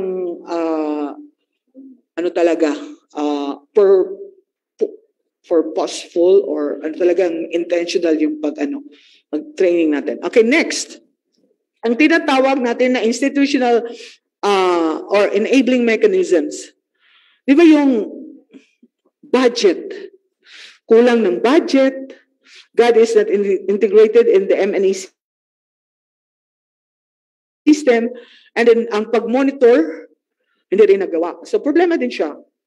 And then of course, sa POPs, walang gender impact assessment of major anti-poverty or economic development. Kasi we're talking about women's economic empowerment. Okay, so yun yung isa sa mga challenges ng gender mainstreaming sa Philippines.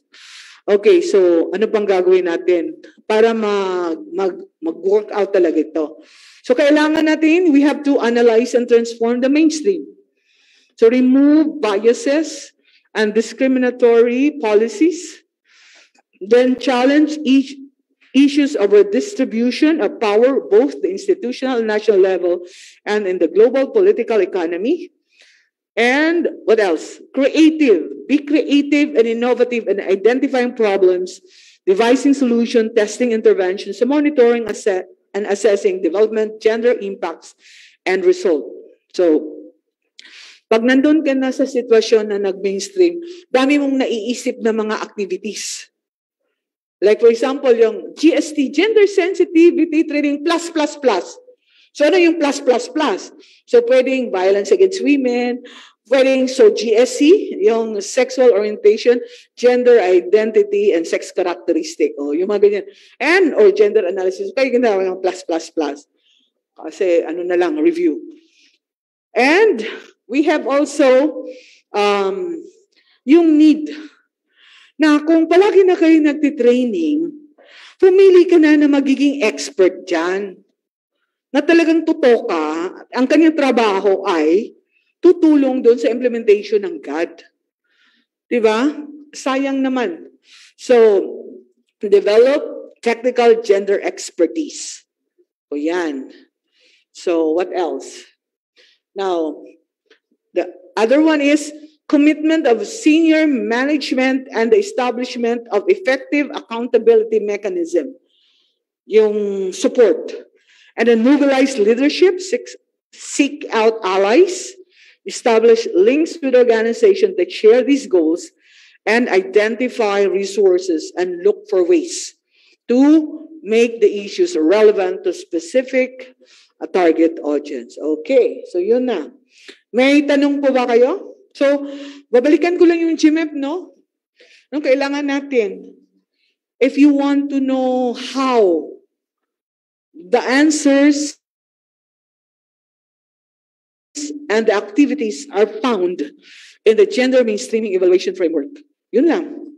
So, mag-start ka sa policy. Issuance on your God focal point system, yung support to training, support to yung celebration of Women's Month, 18th Day Campaign, International Day of Women and Girls in Science, and other God mechanisms. So, nandun yung Okay. So, if you recall,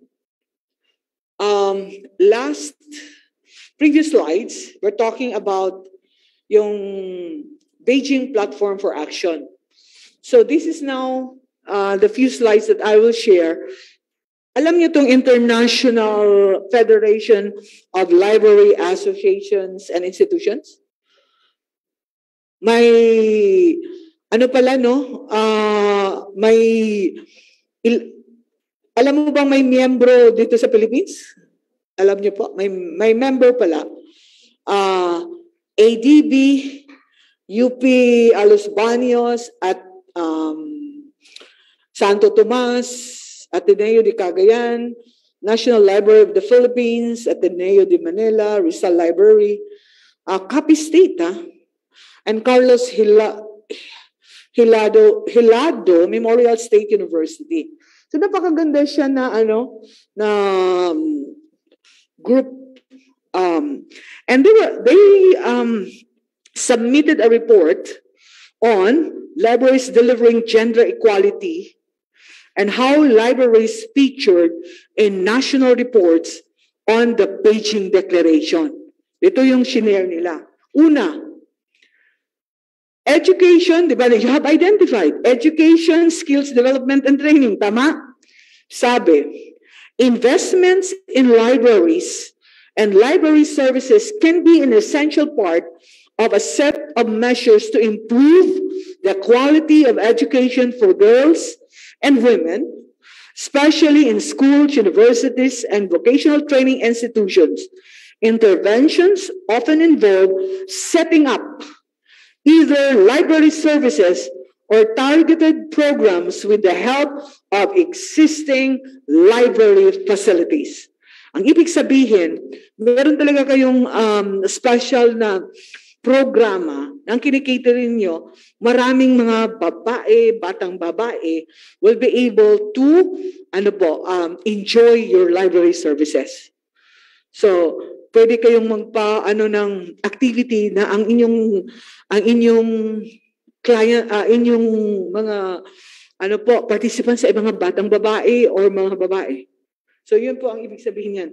More like nalaman natin na we in terms of yung skills on the internet or yung computer between men and women, medyo maangat ang lalaki. So what will you do? The library can be an avenue for these women to be helped, to be assisted para maging sila at par with men. So yan po sa education, skills development and training. Next, for digital inclusion. Libraries can help bridge the gender digital gap by offering public internet access, digital skills training. Sa inyong library, meron kayong internet and then accessible. Ano ang bandwidth? Kasi ang problema naman ang bandwidth, di ba? Pag sinasabi mo ang bandwidth mo, kailangan medyo mataas para maraming di ba? So yan. So anong ibig sabihin? More budget. Di ba? Budget, okay. And support for women and girls in their communities. Okay, for digital inclusion. Third, media literacy and negative gender stereotypes. Anong ibig sabihin? Libraries can help their communities develop media literacy skills, thereby combating negative stereotypes and supporting engagement by all in media creation. So ito yung mga, di ba may quad media, na form. So, anong ginagawa natin as a library natin? Paano natin promote ito in such a way na nakita mo na nawawala yung you're helping combat negative stereotypes. Ano po mga negative stereotypes na nakikita natin? Ano nakikita? Negative stereotypes.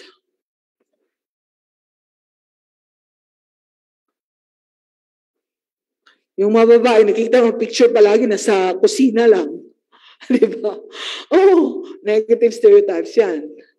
Yung, they are in a group or in an office.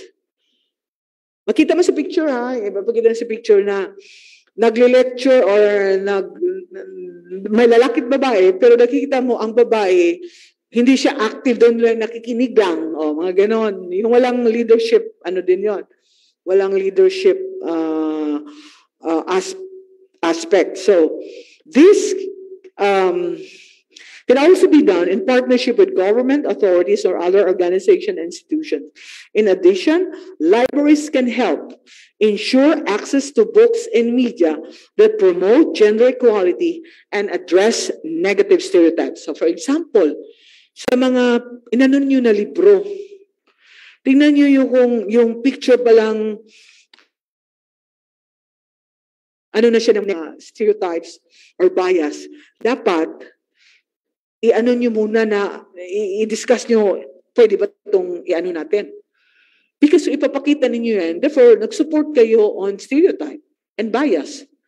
Whereas kung i-ano nyo muna, teka sandali lang, ano muna natin ito, paano natin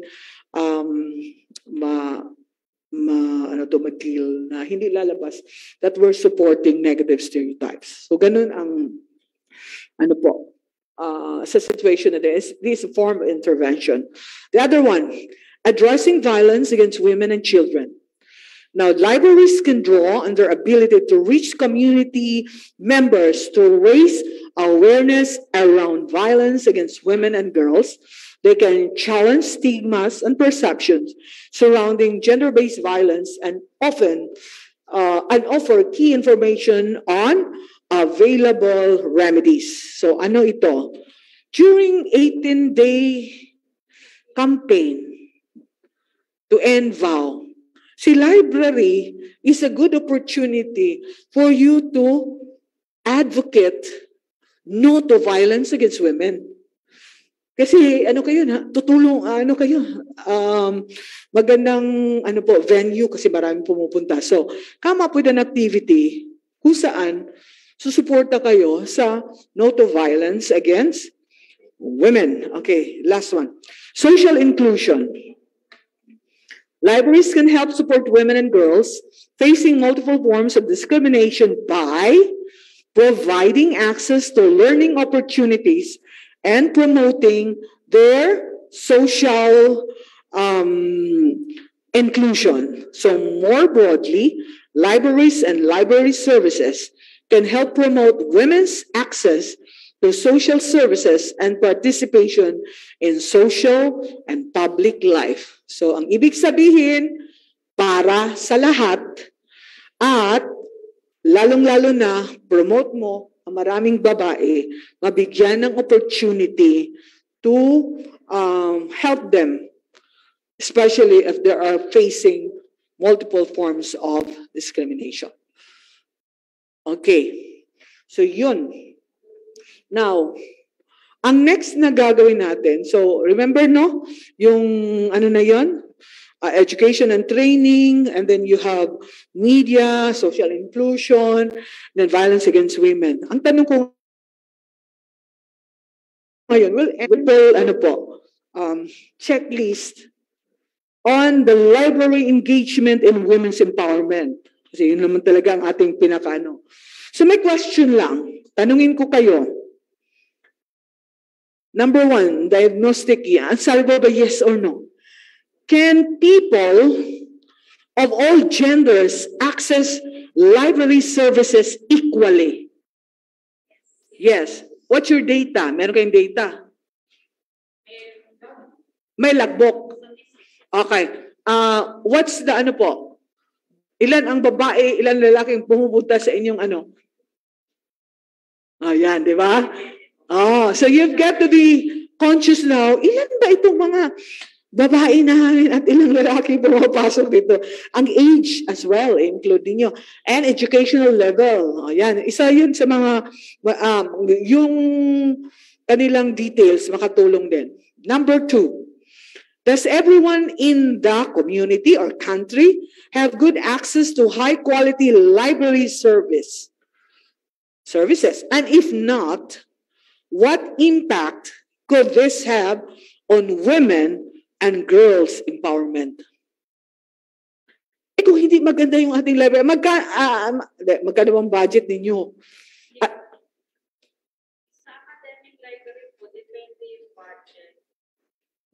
Sa pinopropose ng ano. Pero dito sa TCU, ma'am, local government ang nagpupunto sa amin. So, depende. Maliit lang. O, di ba? So, ngayon, kung we want good quality library services, kailangan talagang pera dyan. Yung internet, kailangan stable, more than 5 bandwidth or 10 or ano. And then yung ating mga cubicles. Diba? O, diba? O. So ito yung mga questions. Then number 3, are libraries able to analyze and work to remove any gender barriers that might prevent women and girls equitable access to libraries? So, ano ibig sabihin nito? Merong capacity yung inyong mga librarians na tanggalin ang mga balakid for this women and girls opportunity to access your library service. So, kung halimbawa ang puro nakalagay sa inyong ang inyong mga libro ay maraming panglalaki, do you think may papasok diyang pambabae? Di ba? So mga ganyan. Let's go to the strategy. Are libraries and library services included in the National Action Plan or Strategy for Gender Equality? I don't think kasama siya. Kasi sa inyo, local lang kayo eh. O, di ba? So, sino ang dito? May call. Si National Library of the Philippines. At tatawag siya sa kanyang mga ganito. Kasi ito yung mainstreaming eh. Simula sa kanila kasi they will set the direction on what the libraries will do. Okay. Another question. An intervention. Are libraries and library services involved in government-supported interventions to empower women and girls of the following areas? Ito yung minention ko kanina. Education, skills development and training, digital inclusion, media literacy, social inclusion, addressing violence against women and girls, women in power and decision-making, and others. Now, ang tanong ko, may ginawa ba tayo? Buti na lang nandito si STII. So STII, kailang suportahan ninyo ito. Kasi you're a government institution. Oh, naku, may role kayo. Bakit kayo nag-gender mainstreaming? Nalalaman na nila anong gagawin. And then, the last one. Are libraries and library services sufficiently equipped and supported to take a role in a given project in this capacity? So, gaano ba ka-high-tech yung ating mga libraries? Na gagano na, alam mo yung mga high-tech ngayon, di ba, screen na lang, ginagano na lang. Hindi na libro, di ba? Gagano na, wow. So, sa question na binigay ko sa inyo, yes ba lahat? So no, may no. Therefore, the no will now tell you, ay, ang dami pa namin gagawin. So that is gender mainstreaming. Bilang librarian, bilang in charge ng library, meron pala akong role in the implementation of gender and development. Na maraming dito na hindi lang pala ako nakaupo sa aking lamesa. Yung pagpasok ng mga batang babae o mga women, meron pala akong role. And this library ay may role pala. Mainstreaming. Okay? So yun. Now, yan lang. So, parang, ganun pala ang mainstreaming. Ganun pala. Sabi ko, ano ba itong gagawin ko dito sa library? Ang hirap kasi ako, ang amin, DOST, basta punta ako sa library, yung natutuwa ako kasi natututo ako, ganun pala ang mainstreaming nito sa library. Aha. So in a way, ganun siya.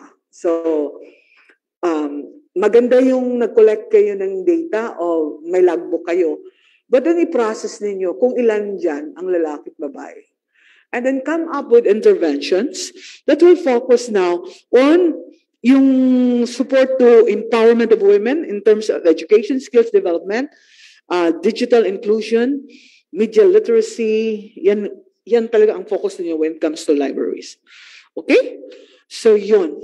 Yan po ang iwanan ko sa inyo na checklist na babalikan ninyo at sasabihin, oy, STII, tulungan nyo kami dito. Kasi they can help. Kasi they have the resources, although limited lang, pero at least, kasi sila, nag-mainstream din sila. At kung mag-mainstream sila, kasama kayo. Kasi kayo ang kanilang beneficiaries. So mainstreaming kasi, ang ating mga beneficiaries is part. Hindi lang ang agency lang, pero ang okay? So I will share this presentation with you, and I will, nabigay ko naman kay Sir, then I think, na kay Erin ko, may Linda Little for, So, with that, I would say thank you, and to all those on Facebook Live, salamat sa pakikinig, and it was a pleasure to share with you about fundamentals of gender mainstreaming for librarians. Okay. Maraming salamat. Ayan, thank you so much, Ma'am Fe. And ayan, so bago tayo mag-proceed sa question and answer, ayan, magbabasa lang po muna ako ng mga comment nila sa ating Facebook Live. Ayan. So, ayan nga, this is about discrimination and stereotyping. Sabi ni Miss Marilu, the Constitution itself, its wordings must be gender sensitized. Kasi more on panglalaki, no? Yun. Sabi naman ni Hazel Almacen, gender perspective, very sensitive issue. Ayan. And just to share po pala, ma'am. Ay, hindi mamaya pala kasi may tanong pala yun. So, mamaya na po. Ayan. So, ang shout out muli sa ating mga Facebook Live viewers. So, meron tayo from Cotabato, Carlota City. We have from Quezon Provincial Library, Catanduanes. Ayan. So, ang lalayo nyo naman. Kaya pala, wala kayo dito on site. Ayan. Oo nga po eh. Yun yung hindi kaya ng budget namin, yung mag-provide ng airfare. Pero ayan, sa mga nasa Facebook Live, kung interested po kayo to join us on-site, ayan, meron pa din po kami tomorrow hanggang Friday. So welcome po kayo. Pwede po kayong pumunta dito sa ating library para mapasyalan nyo na din kami. We also have from Misamis Occidental, Mindanao. Wow, kami na lang pala pumunta dyan. No, tayo na lang pumunta doon, Ma'am Fe. Ayan, so, ano pa yung mga comments nila? Ayan. So, thank you daw, Ma'am Fe. From, ito din, may from Iloilo City. Ayan. So, ang lalayo nila.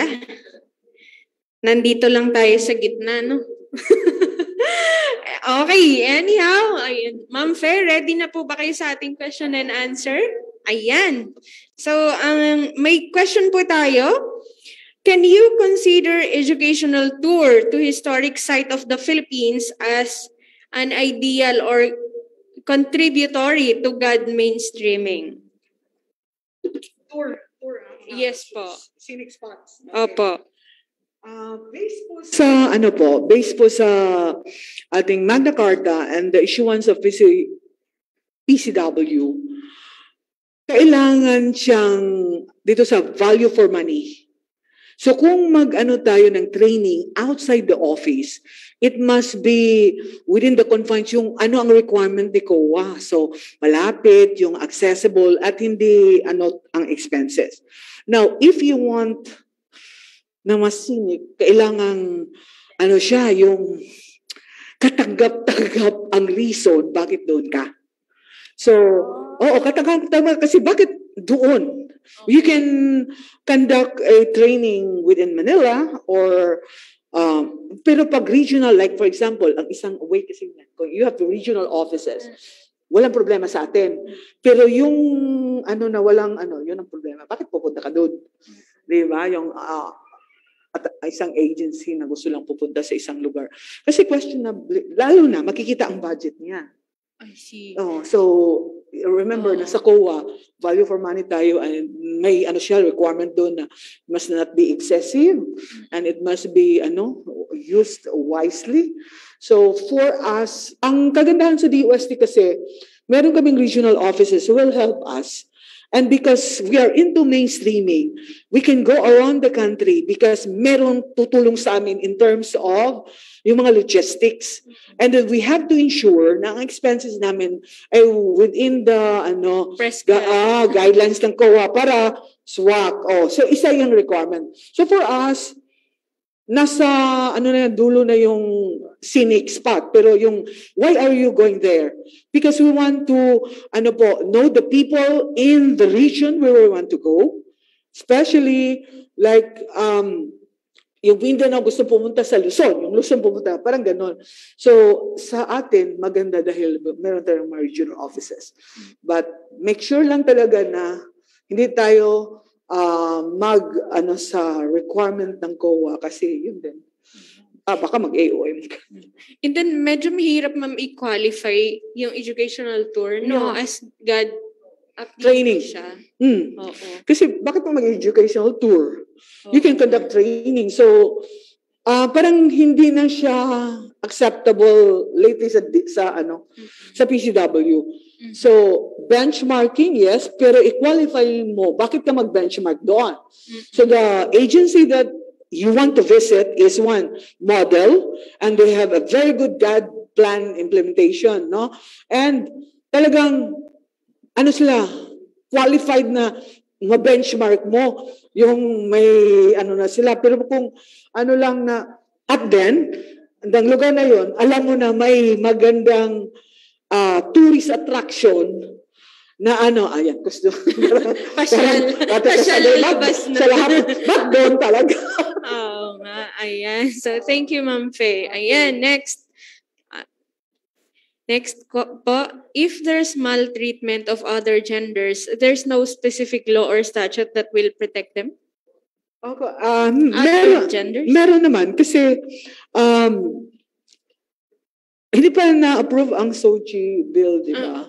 So, as of the moment, doon ka papasok sa violence against women kung babae. Pero kung lalaki, doon, RA 11313. That's the ng law ngayon. So, kailangan alam natin yung provisions ng RA 11313. Ayun. Thank you po. Next, ma'am. Medyo marami-rami tayong question ngayon. Magna Carta for Women, is it possible to be changed to Magna Carta for Genders? Okay. Now, Magna Carta of Women is a law that was passed by a group of women advocates who really want to provide protection of women to its basic rights. Now, kung gusto natin i-change Magna Carta for genders, hindi na babae lang ha, pero bago yan, pwede bang Magna Carta of men? Kasi meron daw mga lalaki ngayon na abused by women. At hindi sila makapunta sa mga police station dahil, alam naman, pupunta sila din, I'm reporting a case, ang laki ng kanyang katawan, nasasabihin, I'm abused by my wife. Tapos yung wife niya, ang liit-liit, ay martial arts. Parang black belt. So, merong yung part sa lalaki dahil society expects them to be strong. So, kung mangyari man na magkaroon ng Magna Carta of Men, sa initiative, kung makita natin na ang issue para sa kanila ay sobra na kailangan na may tututok na ahensya. But of the moment, talagang babae ang kailangan tutukan in terms of data. Okay? Education and livelihood. So, ngayon, for genders, probably given mga 5 years from now, yun the ideas of people na mga kasi marami nang nag-desire for CR pa lang nga eh. Diba CR pa lang nandoon na. So, very exciting ito. Bang nakarta of genders, of all genders. So, good luck sa magiging chairperson. Good luck. Pero, as of the moment po, ngayon lang tayo, women pa lang because of the day, need.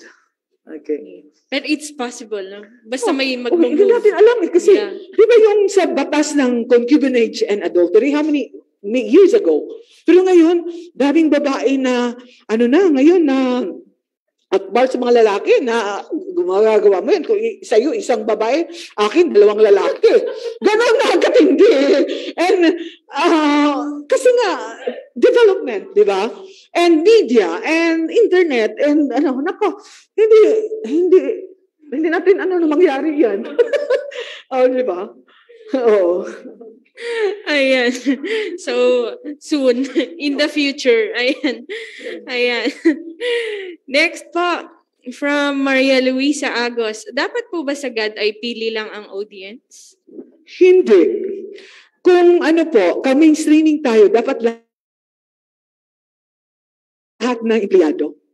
Kasi nga, paano mo ma-effective ang implementation ng gender development kung hindi lahat involved. Kasi unang requirement po for gender responsive participation of men and women. So kung hindi mo involved sila, wala, may ka na dyan, may tendency ka na hindi maging successful kasi hindi ayos yung data. Dyan. Ayun, Ma'am Fe, ako po may tanong. Kasi po, yung may anak po ako, and then may assignment po sila ng sports. Ika-qualify daw kung sports ng lalaki or babae. Nakalagay basketball, volleyball. Sabi ng anak, Mama, pwede bang lahat na lang ilagay ko to? Kasi may naglalaro naman ng volleyball, ng basketball na lalaki, na babae. So, tapos sabi ko, you will need to ask your teacher kung anong perspective niya. Kasi tama naman po yung idea mo, sabi ko. Kasi alam naman, yung mga bata ngayon, alam na nila yung tungkol sa gender equality. At kahit pa paano. So, sa part po na ginagawa ng PCW sa mga marami niyo pong projects, may move po ba kayo sa curriculum naman? Kasi in addition po doon, nasa libro pa din ito yung responsibility ng tatay, ng nanay, di ba, ng ate, ni kuya. So, parang nalilimit na kung ang nanay ay dito lang siya sa bahay, ang tatay ay siya ang lalabas para magtrabaho. So, yun po, kung may move po ba kayo doon? Okay, very good answer. Question. Nung yung, ilang years na po yun, na mayroong interagency meeting together with PCW. So, nandun si DepEd, basta marami kami doon.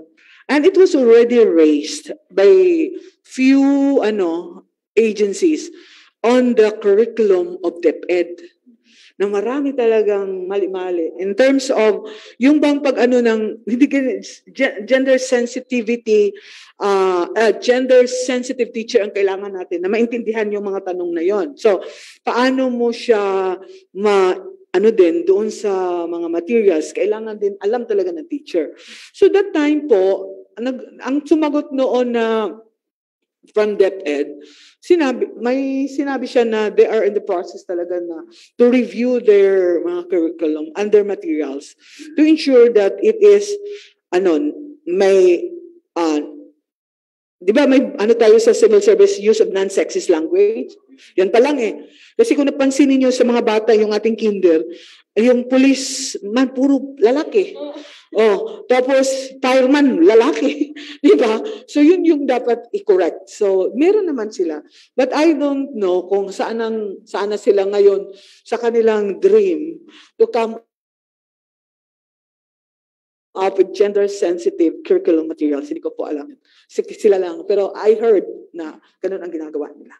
Ayun. Thank you, Ma'am Fe. Ayan, how about our audience? Meron po ba kayong katanungan?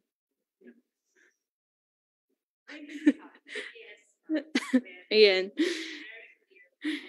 Okay. Thank you so much po. Ayan. Titingnan ko, ma'am, kung may na-miss tayo.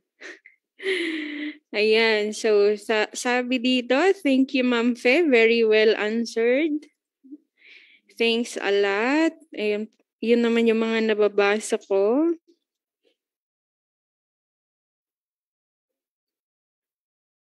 Okay. So far, I think wala na pong katanungan sa ating Facebook, sa ating mga Facebook live viewers. Ayan. So wala na po ba talaga kayong tanong sa ating mga Facebook live viewers? Going once, going twice para tayong nagbibid. Online selling. Ang camera natin. Magandang mag-live selling pala dito.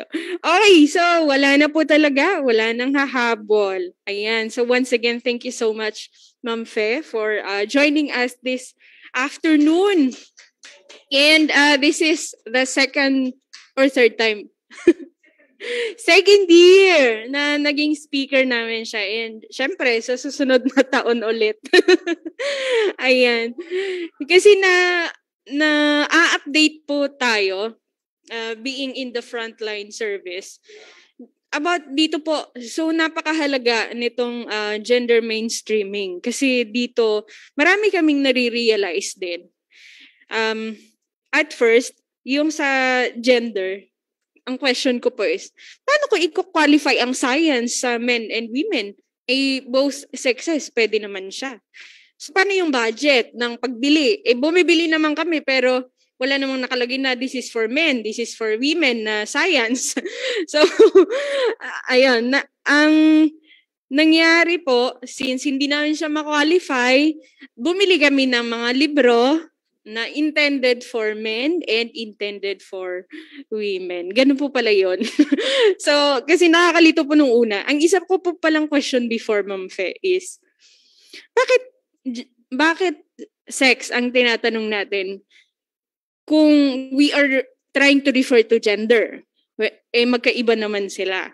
So, ang purpose pala nun is para targeted yung services natin. So, yun. Dun sa mga ginawa po natin, napakalaking bagay po, Ma'am Fe. So, next year po ulit. Ayan, okay. So, I think we are ready to award the certificate of our appreciation.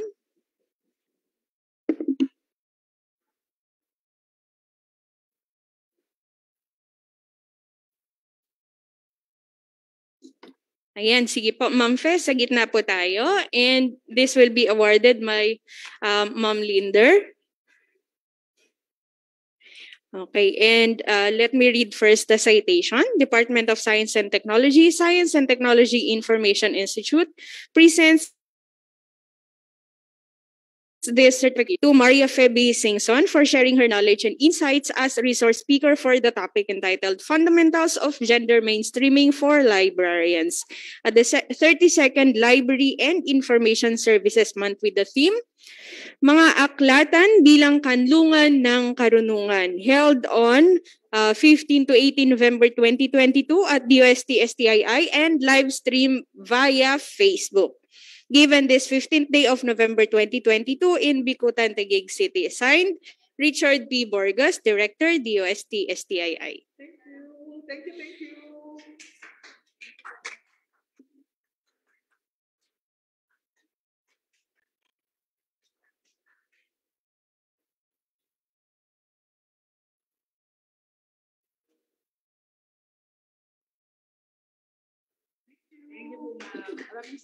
Ayan, ma'am, join po lahat yung mga kasama natin dito. Tayo lang naman. So, oo. Ayan, sorry po sa ating mga nasa Facebook Live. Kami lang muna ang magpipicture.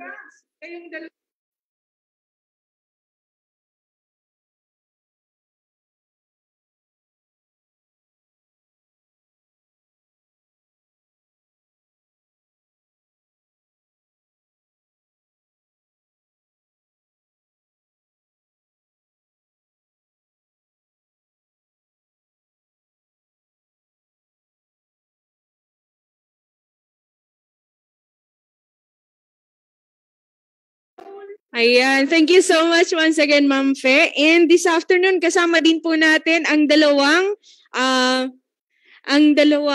sign language interpreters.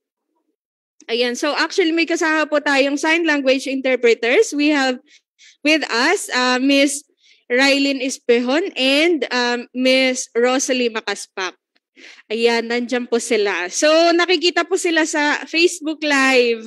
Ayan, this is one of our initiative to conduct inclusive activities. So, sa mga webinar sessions po natin, lagi po tayong may nakakasama na interpreters. Ayan, so good afternoon sa inyong dalawa. Ayan. So, since wala po kasing nag-register on-site, na kailangan ng ganitong service, kaya po hindi na namin sila pinakita sa screen. Opo, online na lang siya. Ayan, so thank you po sa inyong dalawa. And also, ayan, sige po, next slide po. Meron lang tayong mga series of announcements. So, ipa-plug natin ang ating National Science and Technology Week. Ito ay gaganapin sa 23 to 27 next week na po sa World Trade Center. Ayan, meron din po tayong seminars via online platform. So pasyalan nyo po or bisitahin nyo po ang NSTW website at nstw.dost.gov.ph. Meron din po tayong Facebook page for the National Science and Technology Week. Ang theme po ng ating 2022 National Science and Technology Week ay Agham at Teknolohiya, Kabalikat sa Maunlad at Matatag na Kinabukasan. Yan. So welcome po yung mga interested na bumisita sa World Trade Center. Ito po ang mga naka-line up na activities. Kaya lang hindi ko mabasa. Yan. Okay, so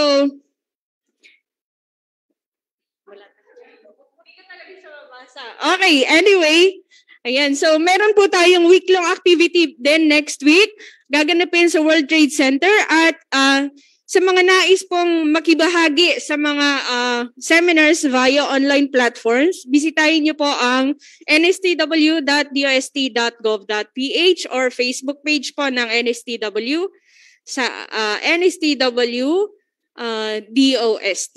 Ayan po. Also,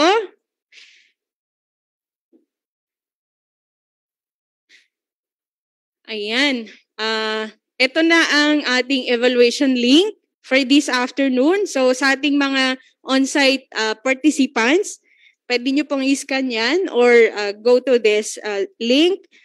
And ipopost na din po or ipipin po sa comment section ng ating Facebook Live ang link. Ayan. So tuloy-tuloy lang po ang activities natin until Friday. Kaya lang po meron tayong evaluation kada session. Since iba-iba po ang ating audience and of course speakers. At in celebration also of the LIS month, nagkaroon tayo ng series of online contests. So, nagkaroon tayo ng TikTok challenge. Ayan. So, may mga entries po tayo. Si Library, dahil gusto nating maging relevant sa mga kabataan ngayon, syempre, meron din kaming TikTok account. Ayan. So, ang winners po ay i-announce sa Friday afternoon.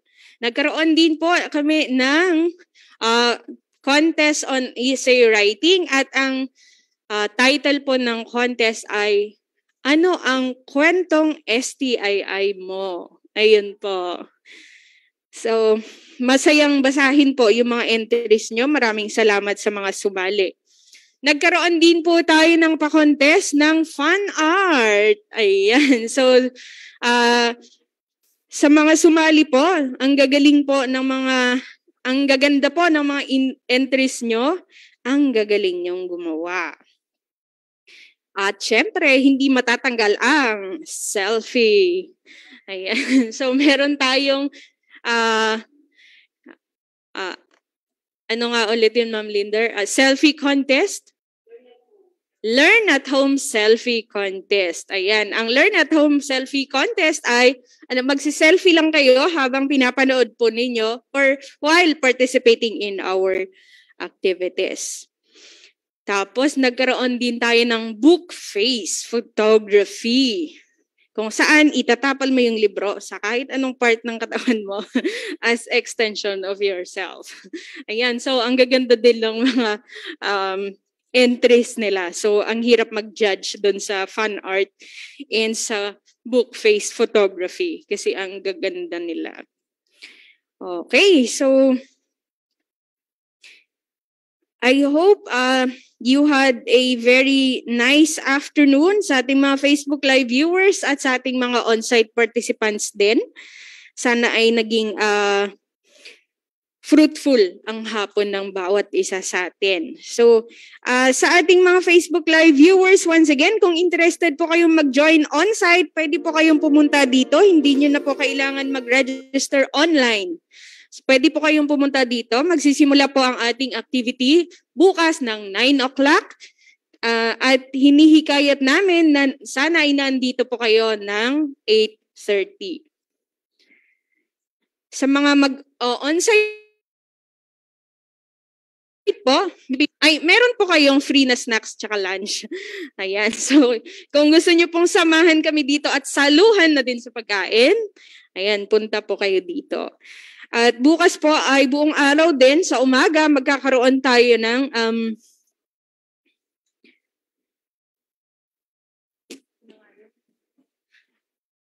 morning. Ang activity natin ay PWD. Ayan, katuloy po actually ng mainstreaming natin ngayon, yung PWD sensitivity naman tomorrow. So, para inclusive talaga tayo. Yun po yung sa umaga. And then sa hapon naman po, ito ay yung mga